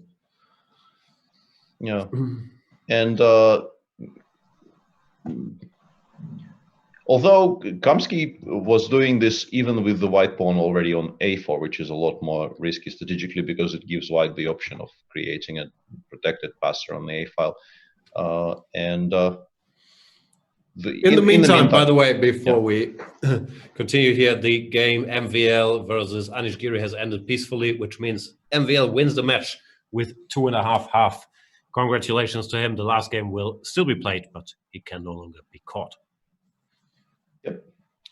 Yeah, this is a critical game now, and it looks as though Fabiano's got a perfectly reasonable version of. Yeah, I wanted to say, as somebody who played these Spanish lines all my childhood, I think I'd be quite happy if I got this position with black. It's still not a given that black is doing so well, and I quite like the move that Jan played here, the move a2, a3, forcing black, well, at least asking black politely. D5? Yeah. I think you will probably end up in a worse position after some kind of cb4, ab4. I mean, d5 we take. Knight d5. Knight d5, I take cb, ab, I go a4, and this is how these things can go wrong. Even though this position still remains quite sharp after knight c3, I suspect. Yeah, I was going to say, can we play specifically knight c3? Otherwise, black is in a lot of trouble. But knight c3, white will have to calculate. It might be good, it might be less good. And Fabi says, queen d3, who knows? Yeah, white. Fabi says, no, thank you, don't need to do that right now. Plays bishop a6. They are playing stunningly quickly. Unless this is somehow a line they both analyzed up to here, I really don't understand this speed of play. These are difficult decisions, and they both have basically the starting time on their clocks. Feels like they've been playing a game of chicken their whole match. Who takes time to think first and who stops blitzing out the moves? I don't believe they've both analyzed all these random positions they've been blitzing out moves in. Yeah, if let's say in the French, you could definitely believe that that extremely sharp line has been actually looked at by both of them. But this is a somewhat random sideline of the 6d3, and they're just not stopping. Like it does appear as if this is exactly as Jan said, some kind of a truth or dare situation, where. Lawrence, in truth or dare, what do you usually choose? You're more of a dare type, right? Been many a year since I played that game. Probably though, yeah. Yeah. Dare to go queen b6 here, which looks weird to me, but. Well, I mean, the pawn on b4 was arguably hanging, so he's protecting it. It's not. Okay, but now it's not that weird. No, but we take play c4 and. Yeah, this is the big structural question white faces now after queen b6. On the previous move as well, but after queen b6 now. You can't go bishop h6, so I just take on d6. Yeah, that's very true. But what I wanted to say is that white has to choose between taking on b4 with the a pawn and playing c4, or taking on b4 with the c pawn and playing a4. And they both obviously have merits. I guess I lean more towards not getting, maybe somewhat surprisingly, not getting a protected passer on the a file, because there black has definite counterplay against the pawn on b3, and in general your pieces look a bit stupid. And this is exactly the kind of a structure that Gadakamsky was aiming for with black. Because black gets very, very good counterplay due to active pieces. And the bishop on b2 in particular is just so stupid in these positions. banging its head against the d6e5 pair. So I think a bc4 is probably more likely. Yeah, White could also continue waiting for a while, but I don't know what useful waiting moves he even has. e4. I'm joking, but maybe it's not. It's not an h4 position, right? Yeah, No, I don't. Not just yet. But I mean, you are threatening just to go g5 and knight d5. I mean, I don't know how stupid it actually is. I mean, I did say it in jest, but now I'm looking at it and I'm thinking, is it so obscene? g4? Yeah, why not? This is 2020, the last time I checked. Yeah, I don't think too many of us are in any doubt on that topic. 2020 will be a year to remember, but that move though, I am not sold on. By Jan, but it actually makes perfect strategical sense. Just before I forget, I would say that with hindsight, 2020 has not been great. Yeah, not been the best. Well played, sir. Thank you. Oh yeah, well done. Thank you.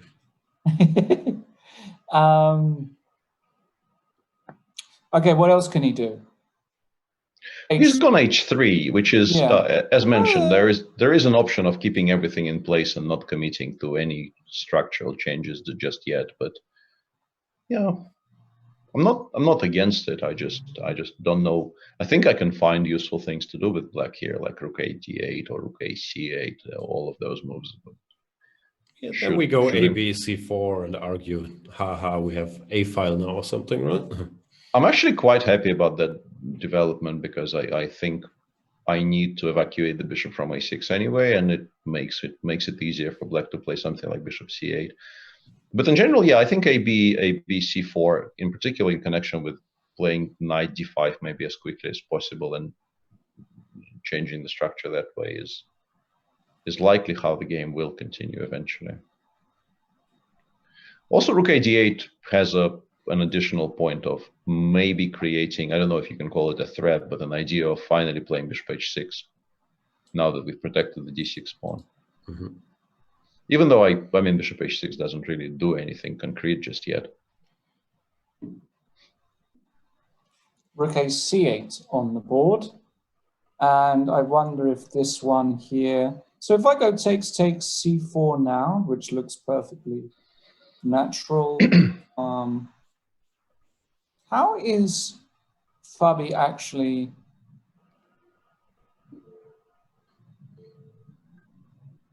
Like, is knight d5 ever a threat? So let's say I take c4, you play a move. I don't know, bishop b7 looks kind of sad, but let's just put it on the board for argument's sake. Is knight d5 actually a threat there with the idea that bishop b7 or bishop b7? Bishop b7. Bishop b7. Bishop b7. Yeah, I think knight d5. I don't know if it's a threat, but it's definitely an idea. Because I'm trying to understand if you can actually take here. I think we probably will round up the pawn on b4, and it's a genuine weakness. Yeah, like rook a4. Mm-hmm. No, I think we do pick that pawn up, and this is why I mentioned that a b c4 followed by knight d5 in short order is how I expected this to go. But Jan continues improving without committing to a definite structure, which is, I think he's overdoing this bit a little bit. That's not a particularly good English sentence. Rook a d1. Feels a little, I don't know, I don't want to use the word lazy the way they're playing, but a little bit, are they both not scared, but they're I don't know. It's not lazy or scared, but something along these lines. Yeah? I mean, none of these moves feel critical, is what I'm trying to say. None of these ideas feel critical. I don't know. Feels like it's pretty legit battle of who can make more useful moves without committing to any structure. Yeah, but I will say, although I don't really agree with Lawrence's description, I will say that it did seem to me that it's entirely possible the rook is better placed on a1 than it is on d1. Yeah, I mean, thank you, Peter. Yeah. I'll take that as an agreement. And also, now in terms of concrete things happening, in terms of concrete things happening, Loris knows all the best words. Sorry, that has to be mentioned. Yeah.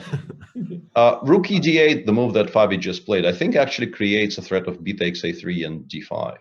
Okay, so say we go king h1 here or something. Yeah. Just a proper passing move. We take on a3, bishop takes a3, d5, bishop takes f8, d takes e4. Or maybe even knight takes e4, but d4 for a little.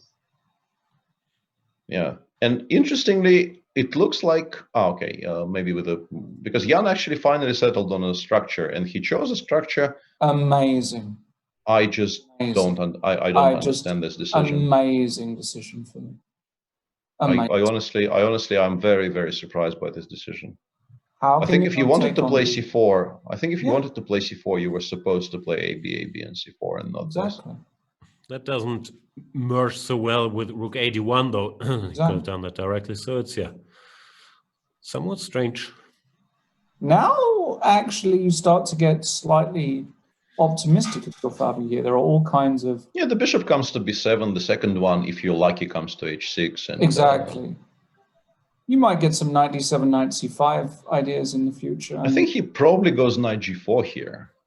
Maybe with the inclusion of bishop b1, but honestly, I want to stop bishop h6 before it appears on the board. I feel like, yeah, he did start with bishop b1. I understand the desire here to. Okay, bishop b7. Yeah, bishop b7, knight g4. I think this is how he wants to proceed. And Fabi does go bishop h6 once again, not a shocker, because that clearly is the best square for that bishop, and making sure it gets there should be a priority.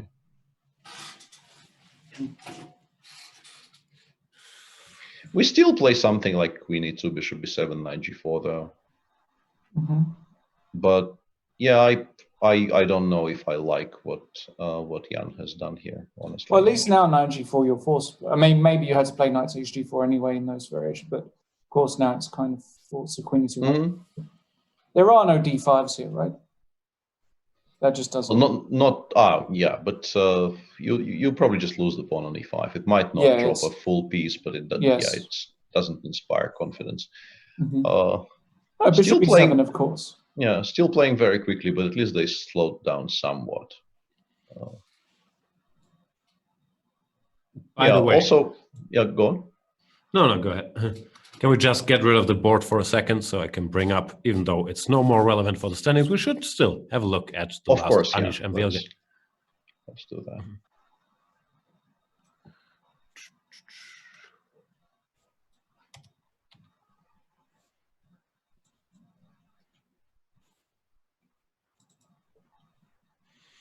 Yeah. It's a quiet Catalan, so we don't have to spend all our time here. Yeah. But I will just say that MVL continues with the policy of not playing his signature openings. He's maybe someone told him you're allowed to not play the Grunfeld every game, and now he's wondering what he's been doing all his life, getting these sound positions with the pieces out, and not being 5 pawns down in the center. This all I'm not sure about queen c3, but this all looks familiar and critical. So yeah, we'll find out. But the match is decided, so we shall focus on Nepomniachtchi Caruana, where the still stakes is high. This is tight at 1.5. Whoever wins the match. If it's a draw, it will get on with Armageddon. Yeah, and this game, as expected, knight g4 did happen, and after knight a6. Well, slightly surprisingly to my eyes, he does not play g5. No, g5. This is maybe an interesting move. He wants to go g5, and wow. No, the way he's played it, he was forced to take on c5, and I don't know if that would have been true if he started with g5, because he would have had other options. This looks like a Sveshnikov gone wrong for white. Yeah. Yeah, you still have some play with g5, bishop g7. I don't know, knight h2, knight g4, but it does feel like it's kind of becoming semi-required to generate some play on the king side, because you might be actually strategically worse if you don't.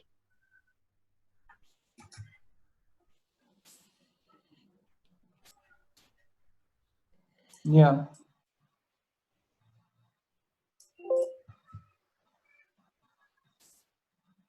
Hello. Wow. We have a visitor. He's here. Mr. Grishuk, fashionably late, Yeah, but he is joining us from Moscow. Super Grandmaster Alexander Grishuk. How are you? Yeah, I'm good. I'm good. Strange game, yes, this last one. That Nepomniachtchi was avoiding AB C4 for many moves. Incredible for me. I just don't understand with it. huge advantage. Or one move earlier, just, yeah. Yeah, I think with the rook on a1, it makes even more sense. Yeah. Yeah. It's more than +1 also. Very strange. Yeah, we were also very, very confused about that. We couldn't really figure out what's going on. And now he's probably slightly worse, right? No, if anything, yes. But he likes this structure. He usually gets it in Sveshnikov. I mean, in somewhat better version. I mean, usually he has bishop on g4 instead of a2. Yeah, the bishop on a2 is not a pretty sight, actually, is it? Really, I mean. Yeah, it's yeah. Having to make the bishop a1, bishop b1, a2 move must be a bit sad. And this is. No, I think he's actually in quite some trouble now. Serious trouble, yeah. Because you would like to play something like knight f1, but you can't even do that now because bishop takes g4 wins that pawn. So you're kind of stuck for productive moves, and black will play. I don't know. Black wants to push a5, a4 in some. Maybe you should play rook f1 and then knight b1. No, but I mean, I'm serious. Why not? Also, maybe bishop takes g4 a threat immediately? It might be. Well, I mean, if rook f1 as suggested by Sasha, I think we can take on g4 here in the current position. Take rook d1. Yeah, bishop somewhere. Where? But play to h6. Please play to h6. Yeah, okay, I don't. Yeah, queen h4 is a strong move here, but. Yes. But bishop c3 is still perfectly okay. In fact, maybe black is still better despite all that. Because he's also played f3. Maybe you had to, but none of these moves are winning any beauty prizes. No, bishop a2, no. f3. Ugh. No, this is yeah. This is chess, not checkers. Yeah, if he goes, yeah, but he's still 3 moves away from perfection, right? He needs to go something like knight f1, king h1, rook e2, and all that, yeah. Okay, so that will be quite something, because that will be how many? 13 pieces? 14 pieces? 13 pieces. Light square. Yeah. 13 pieces is quite a lot. Yeah, it's not that easy to achieve. No, he's played g3, yeah. Ruining all his hard work. G3. That's 2 pawns and 1 bishop, 1 knight are gone. So 2 pawns. Yeah, 2 pawns. Yeah, so it's 12. Yeah, 12 is more manageable. Anyway, this is a hobby horse of mine, but no, like I don't think anybody else.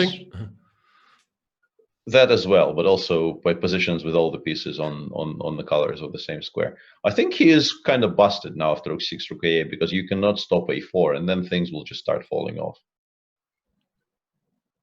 I think this is just fast enough to get there before white can even manage to stabilize in any way.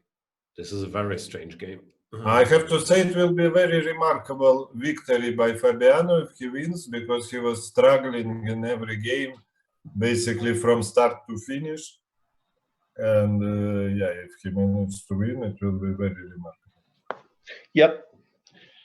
But we were talking about the old football rule of the team that doesn't score despite many opportunities.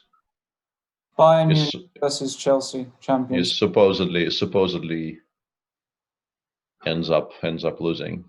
Didier Drogba. Header. 87th minute? Something like that? Pretty much what we're seeing right now.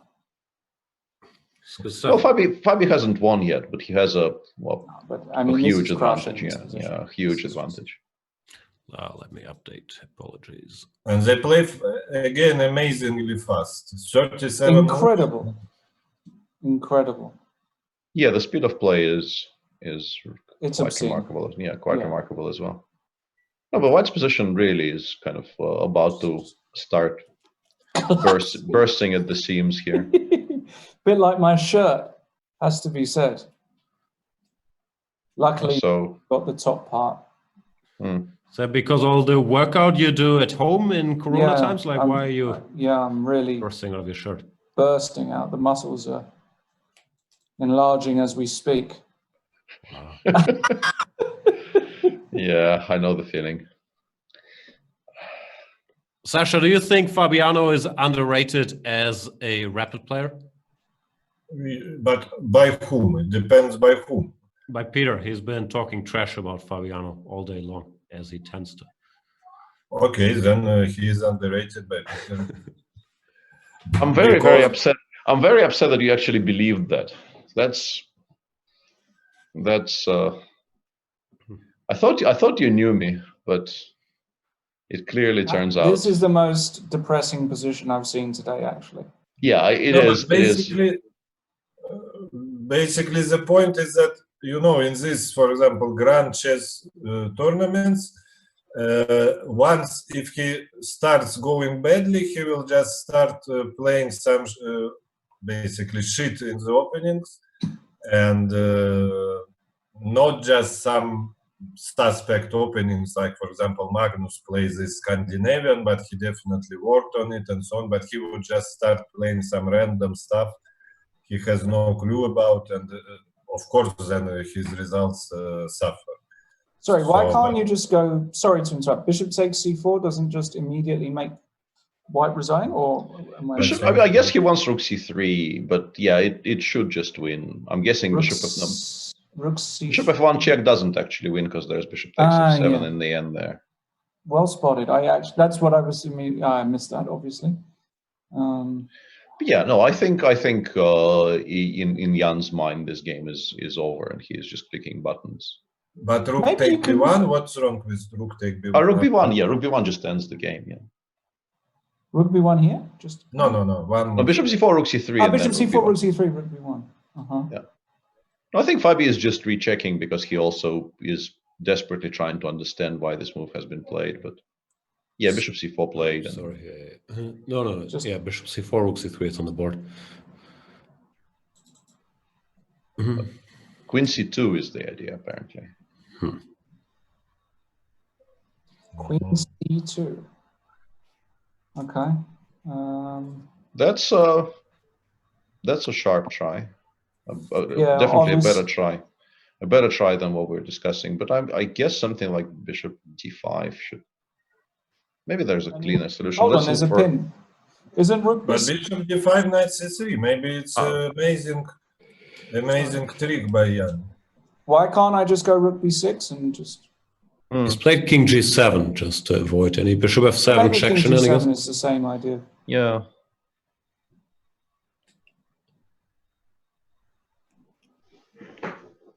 So now what? Now, well, yeah, and it avoids. Hang on a second. Bishop takes c4.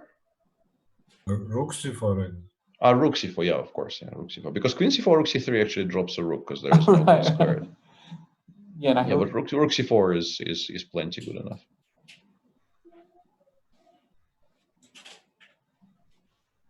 No, it's just over, isn't it?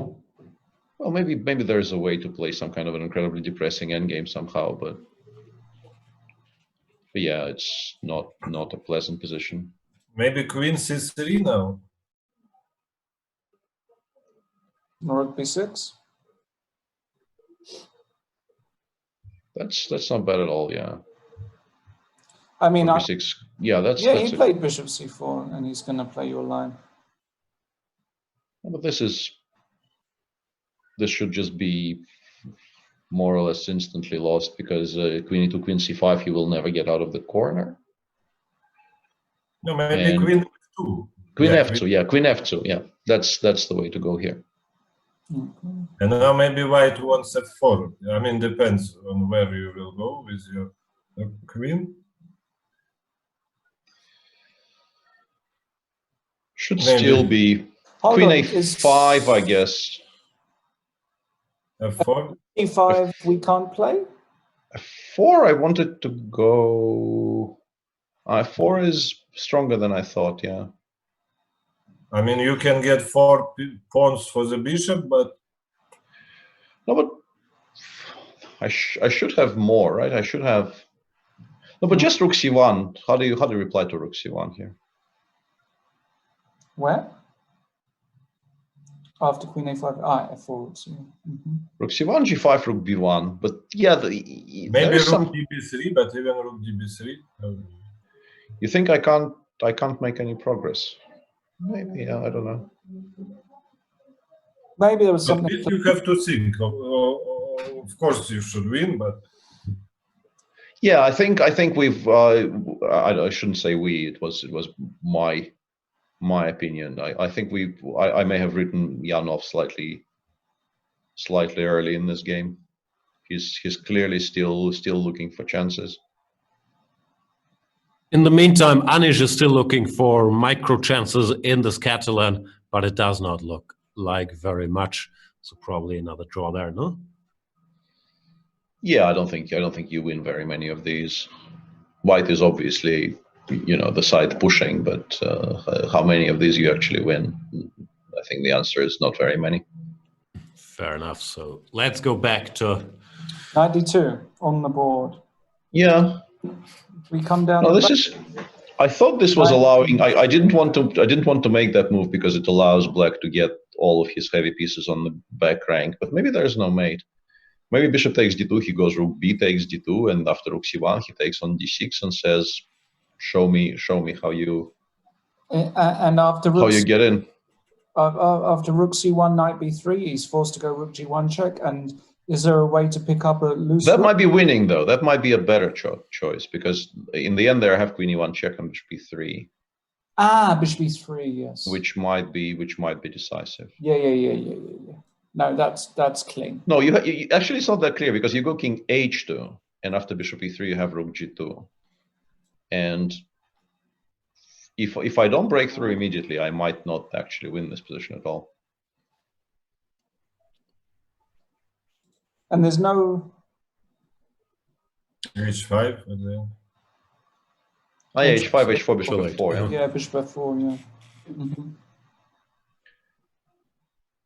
But rook c1 does feel like it's a lot more concrete because if you trade the bishop for the knight, white does have a very stable setup, and also the pawn on d6 appears to drop off immediately, which is obviously making white's life a lot easier going forward. So I think you kind of badly want to make rook c1 work here.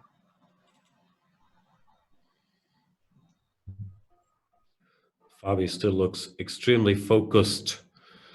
Not a lot of movement in the eyes there. Maxime looks extremely bored. Like, why do I have to play on this position? Yeah, but why do they have to play this game? To entertain us. You think it should be over? I mean, there is no entertainment in this. It's just... Well, this particular game, maybe you're right, but in general, it's just humiliating the players, especially the one that lost to the match already. It's like in the NBA, making the team play 7th game after it lost the series 2-4 already. Totally unreasonable. But okay, they make the Phoenix Suns show up every season, no? When we know nothing good is going to come out of it. Yeah, I will pretend I understood the context for that joke, but no, they're just a bad team. Thank you. Thank you for hashtag jokes explained. Yes. I have to say, looking at Nepomniachtchi's man bun is strangely mesmerizing. I put the players on full screen there. It's fun to look at. Yeah, it's almost like it's a target. You want to throw a dart through it or something. I know you guys have history, but that's a bit strong, no? You can injure people throwing darts. No. Just through the... Have you seen, it's somewhat relevant. That was one of the most beautiful stories I've seen in recent times, that obviously due to the coronavirus situation, the World Darts Federation was trying to hold some kind of a home tour where people would play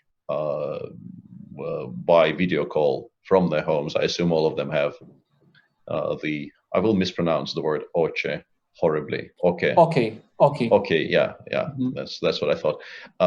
And one of the players was disqualified from the home tour because his Wi-Fi wasn't strong enough. No, I saw something like that as well. Being and that's a sad story right there. He was a good player as well. I think it's Gary Anderson, actually. I think was the guy who was actually former world champion. World #1. Yeah, it was Gary Anderson. Hashtag Sky Broadband. Yeah, exactly. Okay, Bishop G5. So this game, he didn't do your thing, but now... He didn't play H5, H4, which is... Maybe let's try to analyze our thing. Maybe there are some tactic for white, because this bishop is 3, rook G2, H5, G8, I guess. No, I mean, not now. So have Queen F1 here, bishop E3, rook G2, H5. Rook G2 appears to be completely forced. We go H5, takes. They and can have something, because, I mean, G8 will be with check. I mean, I guess... Yeah, let's try maybe just taking on D6 here, and after H4 going G8 and somehow not getting mated on the spot. No, King F8, I thought probably is slightly safer, question mark.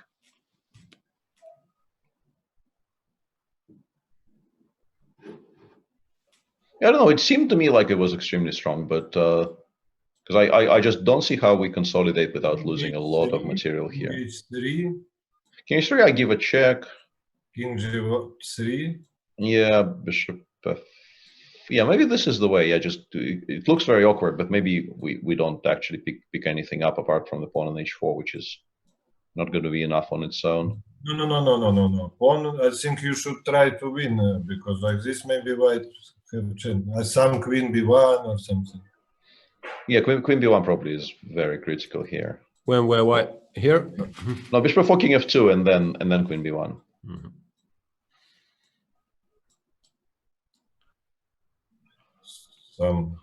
Yeah, I think normally it ends up with white losing this piece because he just never gets coordination back in time. And maybe actually King is slightly better on H7, yeah, to avoid check. Maybe I was wrong. Yeah, I don't know. I didn't want to, but I mean with the pawn on H4 we're never getting mated with the king on H7, so I don't know what I was worried about. Speaking of Queen B1, he put it there right now. If knight D2, what do I miss? No, it's black to move. So he played in rook C3. The rook was under attack. But white wants knight H5 now, but it's just much worse version, I think, for black, because now H4 is not a threat at all. But Queen E1 is still there. Knight D2, Queen E1. What's happening? Queen E1 also. Yeah, Queen E1 has to be critical, right? Maybe even rook C2. I don't know, D3 or C2. Yeah, Jan might actually get away with it. Here, I think maybe we can throw in Queen D1 to really make it difficult for white. No, knight C4. Are you okay trading F6, F3, put D6, yeah?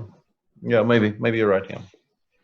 And H4 you take and you're not getting mated? No, I play knight C4, I think. HG. King somewhere. Why are we not taking? Okay, let's take. King F8. Knight D6. What? You just want to give me bishop F4, knight F5. This is. And there is some traps. And bishop take G3, I will even play King G2. That's cute. This is very cute. Yeah, this is, and it is actually a draw now. It's a very easy draw for white because obviously white is not worse even. Yeah, this is something Magnus does not believe in, as is famously known. We should mention, as you can see on the screen, the MVL match is officially over 3-1 in MVL's favor. Won the first two, then two draws. Yeah, established his superiority there. Very bad, especially second game for Anish Giri, where he was lost out of the opening with the white pieces. Don't see often. And with that being said, back to the action, back to Nepomniachtchi Caruana, where it's still all to play for. Queen D1 on the board. But he played Queen D1, and Jan for some reason didn't play Knight C4. Yeah. Yeah, this is the confusing part. Why would you pin yourself with Rook D3 here? That just doesn't seem right. Like putting your own pieces on these squares. I guess he wants to take on D6, and after H4 maybe he goes Knight C4 anyway. But that feels like it might just be lost. And he went Rook F2, but that also allows H4, and feels like his position is going to be very, very difficult to put back together again. Humpty Dumpty. Exactly. His idea H4. H4, I guess he wants to take, but then I think Queen E1 wins. I think Queen E, although HG, no, but with the knight not on F5, I think this has to be winning, right?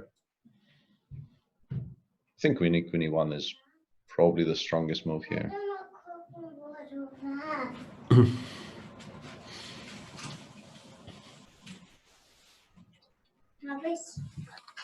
Star power of this show has increased.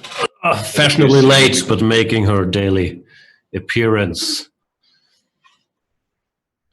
Yeah, H4 played, but he didn't play Queen E1. I guess he doesn't need to, but I thought Queen E1 was more or less ending the game on the spot. I'm a little bit surprised. Because now he doesn't have an immediate way to return the bishop to good squares, although white also has really no moves. Maybe it doesn't matter, but I thought Queen E1 there was a cleaner solution. Why do they play so quickly? He had Rook D5 now to consider instead, no? No, but this is Jan. He never stops.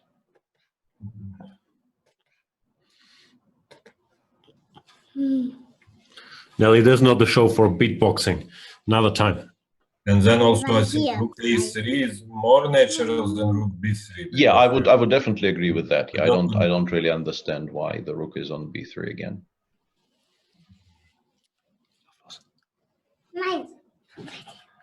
There are many questions. Move white can make King E6. King E6, I think you close your eyes and go Rook B7. Because talking about this position after Rook B3?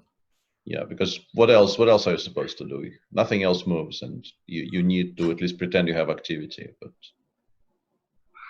and Bishop G5, you just take and go back to G2, and yeah, and I hope that I don't lose somehow, which I don't know how realistic it is. Also, probably F6 just wins, right?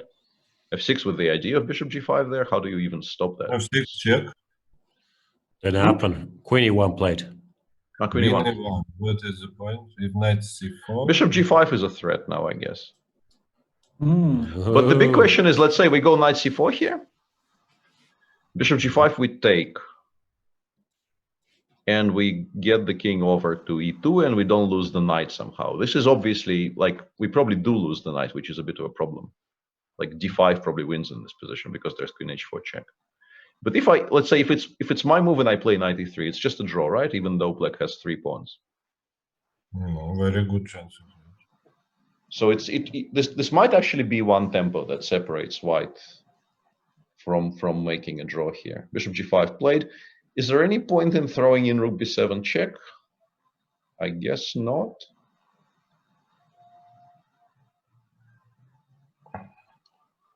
Sorry. Maybe you can even go King F6, Peter, and then you can walk the king into F4 potentially. Yeah, exactly. The reason is King takes G5 will just be crushing, and also we've relinquished control over the E3 square.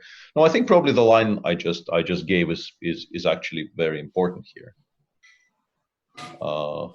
you have to take, because otherwise I think you just lose more material. But what? Maybe I can just play rook b2. C. No, GB2. I thought another rook. GB2, bishop f4, king e2, yeah? King g2, I mean. Queen f1, though. Queen f1 should win, right? Yeah. That's true.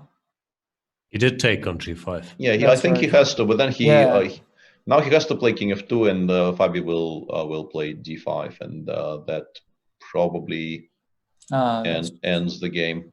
Yeah, very nice. I mean, I guess you play rook b7 check, king f8, I assume, and knight d6. And once again, you hope that nothing drops. But things normally drop in those positions. Yeah, and it's obvious knight e3 was a threat. What? So hang on a second. He played queen c1. He missed it. Knight e3, queen d2. This didn't happen. Yeah. Whoa. What exactly? Well, like. Why exactly? Incredible. Why exactly? Yeah, I mean, there has to be a reason. I mean, why they still kind of very uncomfortable, because the king and the rook are not connected. But this you can definitely imagine not winning. I'm very confused by this. He had 4 minutes. So much time. It's been a lot of strange blitzing, as Sasha mentioned as well. Yeah. Going for the old queen d1 play. Yeah. Please. Maybe this rook hasn't got a good square and you get in d5. He played rook b2, but now we go queen g1 check and d5, and we don't have rook b6 check and reply. Yeah. Exactly. No, but he plays queen. I think he plays rook g2, but then we play queen e1 and d5. Queen e1 and d5. I guess we still win. I guess Fabi still correctly estimated that White doesn't get his pieces properly working together in time. Although, honestly, like what Jan has done now, d5 has e takes d5, and those, 2 against 1s, they're not automatic. Fabi doesn't go d5. He went queen c1. He wants the whole pawn. That's a clever choice. Yeah. He wants to go queen f4. That's actually knight g7, king d7, and I'm not sure it's king d7. I mean, there's definitely an argument for at least calculating king f6, king g6. It might just win the game.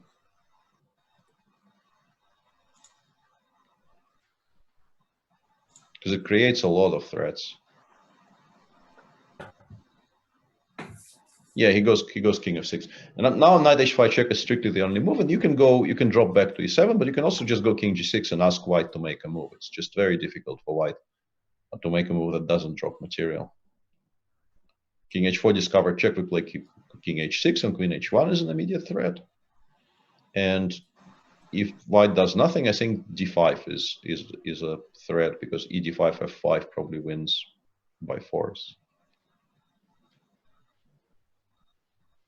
He goes f4. But now queen d1 probably, or king h6 maybe is even cleaner. King h6 probably is like king h6. Yeah, that's pretty. Yeah, king h6 is a very clean solution here. That's just it. Yeah, king h6 is just it. Looks like it is. King f5. Queen c8 check and queen d6 mate. I calculated that. So I had the answer ready. What? You are as sharp as a fox today, Mr. Svidler. I had the answer ready for that one. There was so much Schadenfreude in your laugh, Lawrence. No, it was no Schadenfreude at all. It was just the sharpness is astonishing sometimes. It is pretty. So White has to give the pawn, yeah, with knight g3. Yeah, knight g3, but then you don't even come out of the corner. Yeah, just takes, and you can probably go d5 there. Yeah, d5 doesn't look bad, and there are other options as well.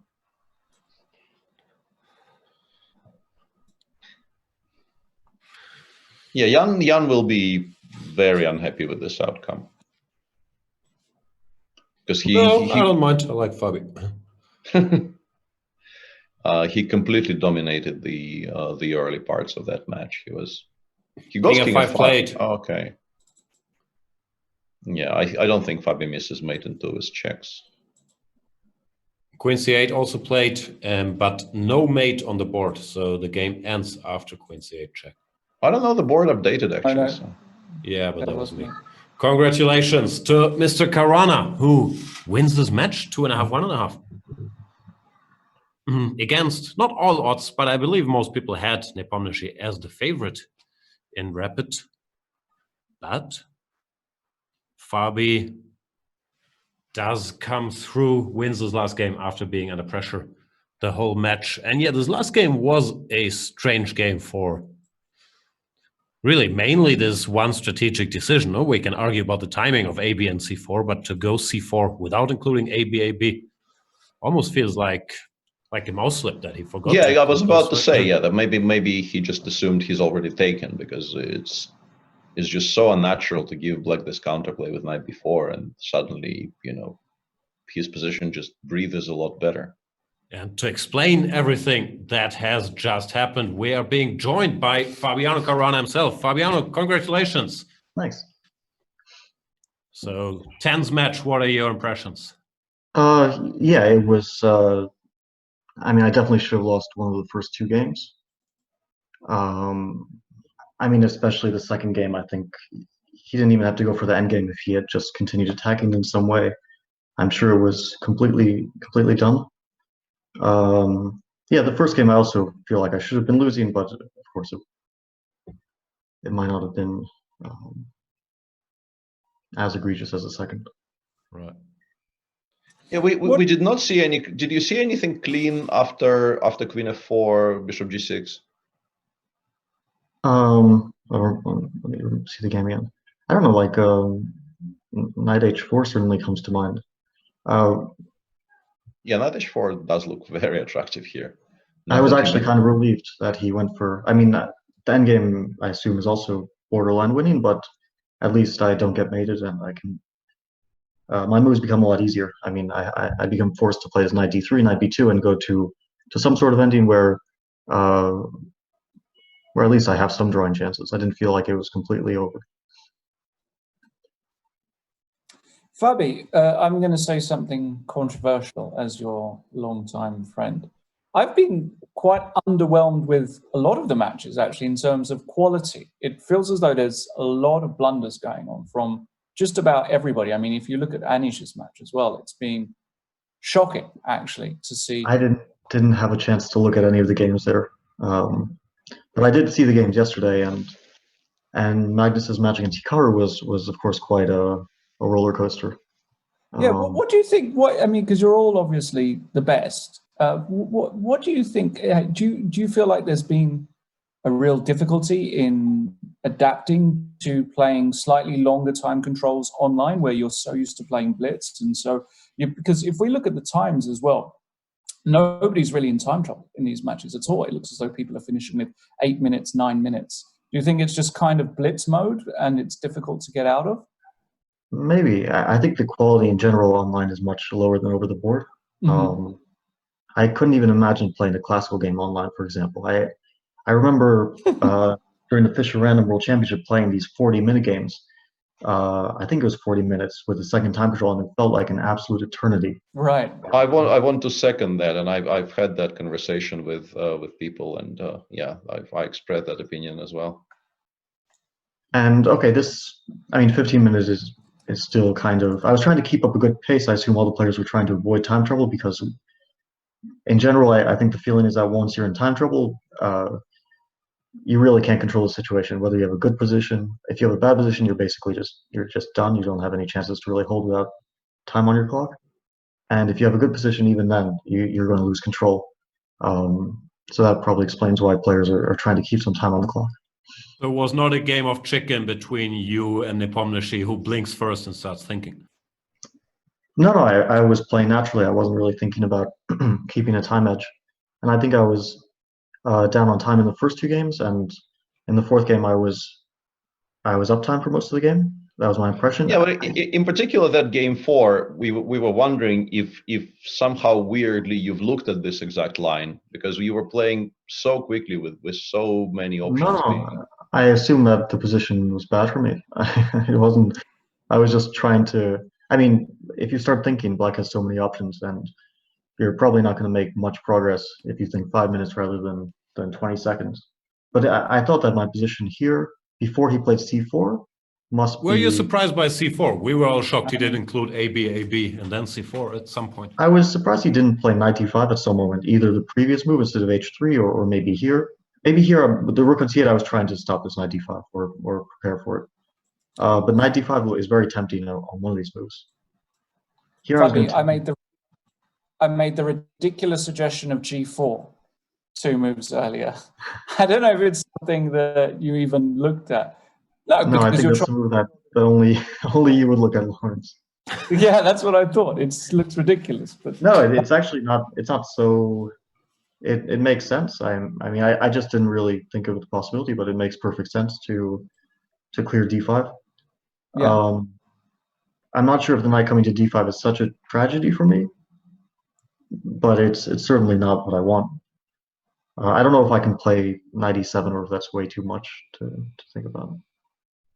I mean, it's very awkward, but at least it does stop your main idea. It also does potentially lose a pawn on b4.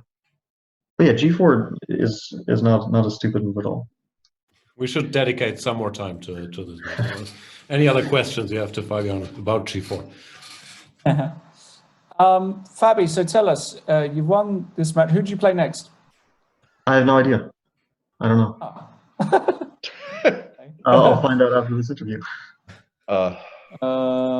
We've spent so much time promoting this idea that this has been played very professionally, and now you tell us you don't know the pairings. That's normal. No, you play game after game. It's completely normal, I think. I know the round in front of me, but also during classical tournaments, I have no idea who I play besides the upcoming round. I mean, I never know who I play after the game I'm about to play.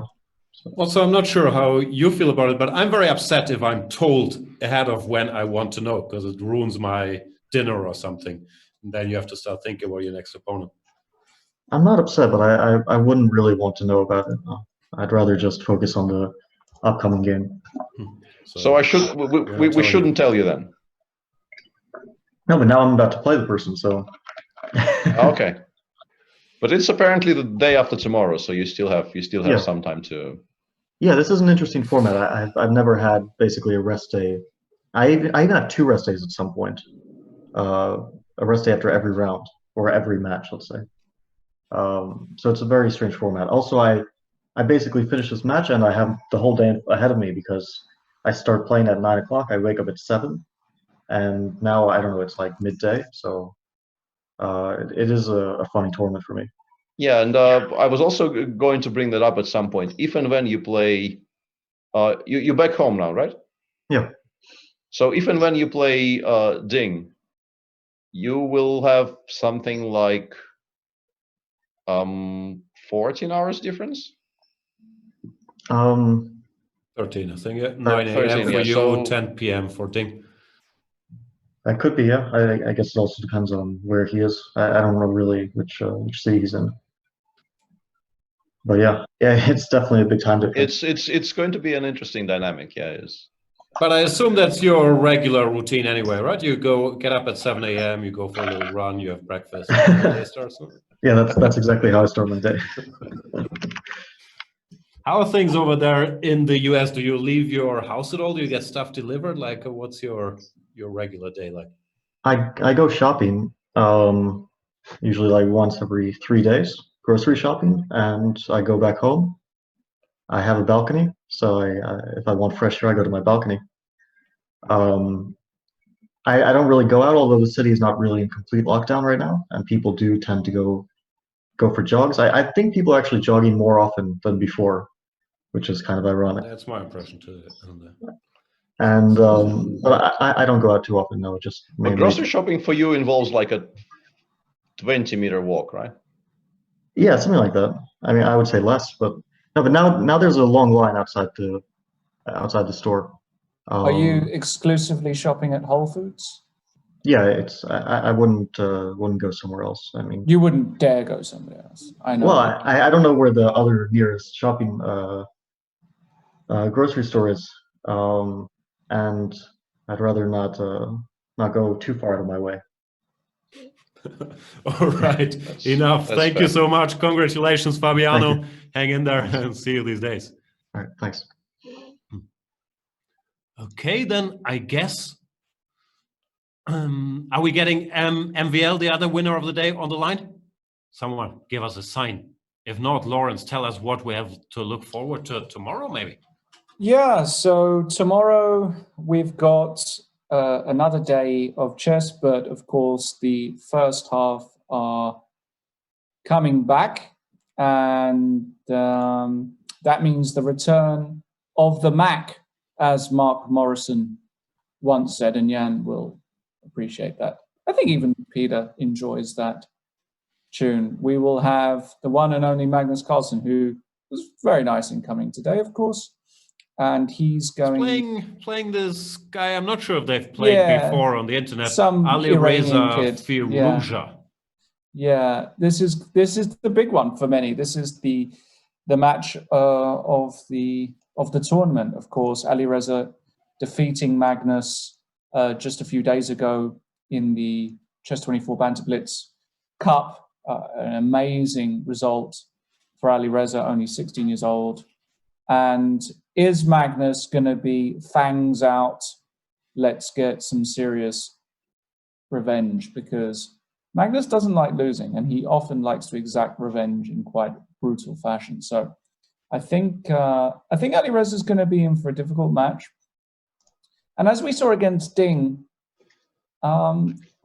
his raw talent is unquestionable, but he's definitely not the finished product. And Magnus is going to have to try and find a way to navigate the games into, let's say, not Alireza favorable territory. I mean, he's exceptionally good in these very messy, very dynamic positions where lots is going on. But if you can just manage to keep it a bit dry, feel as though Alireza still struggles a bit more. And I think that's something Magnus is going to try and keep in mind. Would you agree with that, Peter? Yeah, I think that's fair. But also, mainly your initial point is very, very important. Magnus does not like losing, does not like the dynamic of having to catch up, and he won their one over the board classical encounter very, very convincingly in Bike this year, but their online battles have so far seemingly been going Alireza's way, and that is something the world champion will want to address as soon as possible. By the way, when did Sasha sneak out of here? I literally didn't notice. He disappeared when Fabi showed up. He's gone all of a sudden. Yeah. No, I think we stopped. Like, he saw Queen C8, Queen E6 mate, and that was it. Enough is enough. The other match of tomorrow is a certain gentleman called Hikaru Nakamura against the struggling, today at the very least, Anish Giri. And it looks like today Anish did what he said he wanted to avoid, to put this target on his forehead. Now the Sharks, they will have him marked as a soft spot in this tournament because it didn't look good today. He looked awful today. Let's. Yeah, I think that's. I mean, he was dreadful. Chess wasn't sad great truth. either. Yeah, unfortunately, it's the sad truth. But it was only the first match. This is an extremely long tournament, and let's also face it, Karu was a little bit shaky in the first match against Magnus. So I mean, Anish has to go in there optimistic. He needs to just. I feel as though I can't really explain his play today. Was he trying too hard? I got the impression that he was. I don't think we can psychoanalyze this. It's just people do have incredibly poor days, and today was an incredibly poor day. We won't know why, and it clearly isn't his standard. If he should be perfectly capable of playing like 2 orders of magnitude better than this. So. Yeah, agreed. So yeah, tomorrow the big one, of course. Yeah, Magnus versus Alireza, but Nakamura against Anish Giri. If nothing else, those are 2 very, very popular fan players with many popular chess players with many fans, many haters. So it's gonna be quite polarizing. Hopefully, quite fun. Lawrence, what are we plugging today? Sam Shankland has this Semislav series. I guess as a kind of outro, we'll be wrapping up the show shortly, and we're going to have a video for you guys as well, ready when we do close the program. Sam Shankland, the US champion in 2018, has done a wonderful series, 12 hours plus for Chessable, and you can get 40% off. Go to chessable.com/Sam. Semislav, it's a proper opening, and you can learn the opening with the trademarked Move Trainer technology only on Chessable, part of our, of course, Chess24 family. And Sam is an excellent and distinguished author and theoretician, and you'd be mad actually not to get this 40% off today. And we'll show you guys a nice video as we close the show.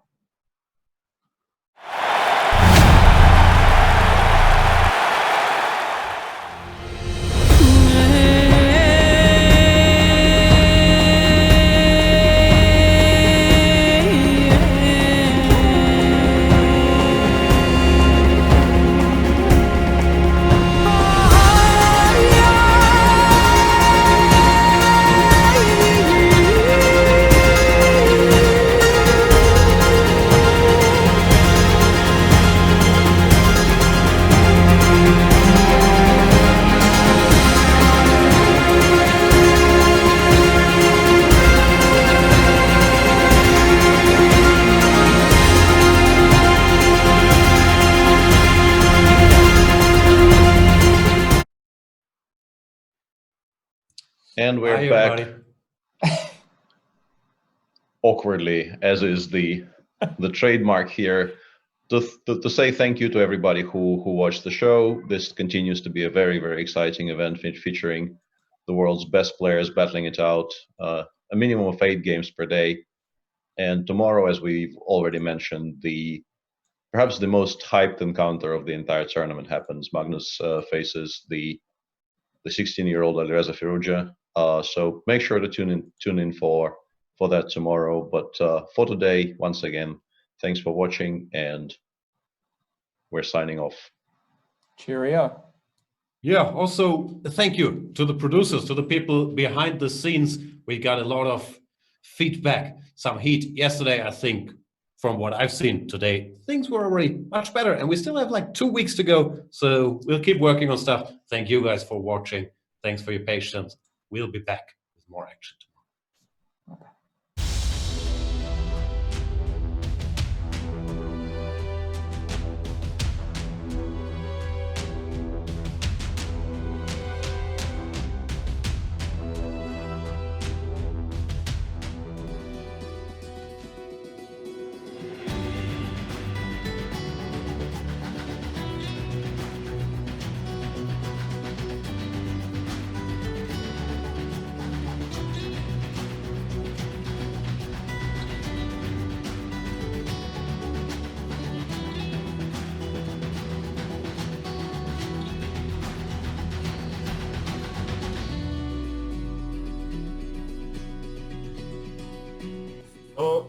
All of you have the emblems in your home?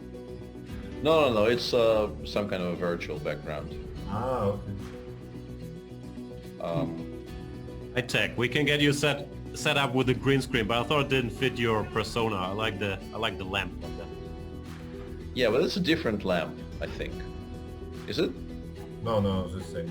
It's the same lamp. Oh, I missed that lamp. It's too small on my screen to see. It doesn't work, so it just stands in the corner.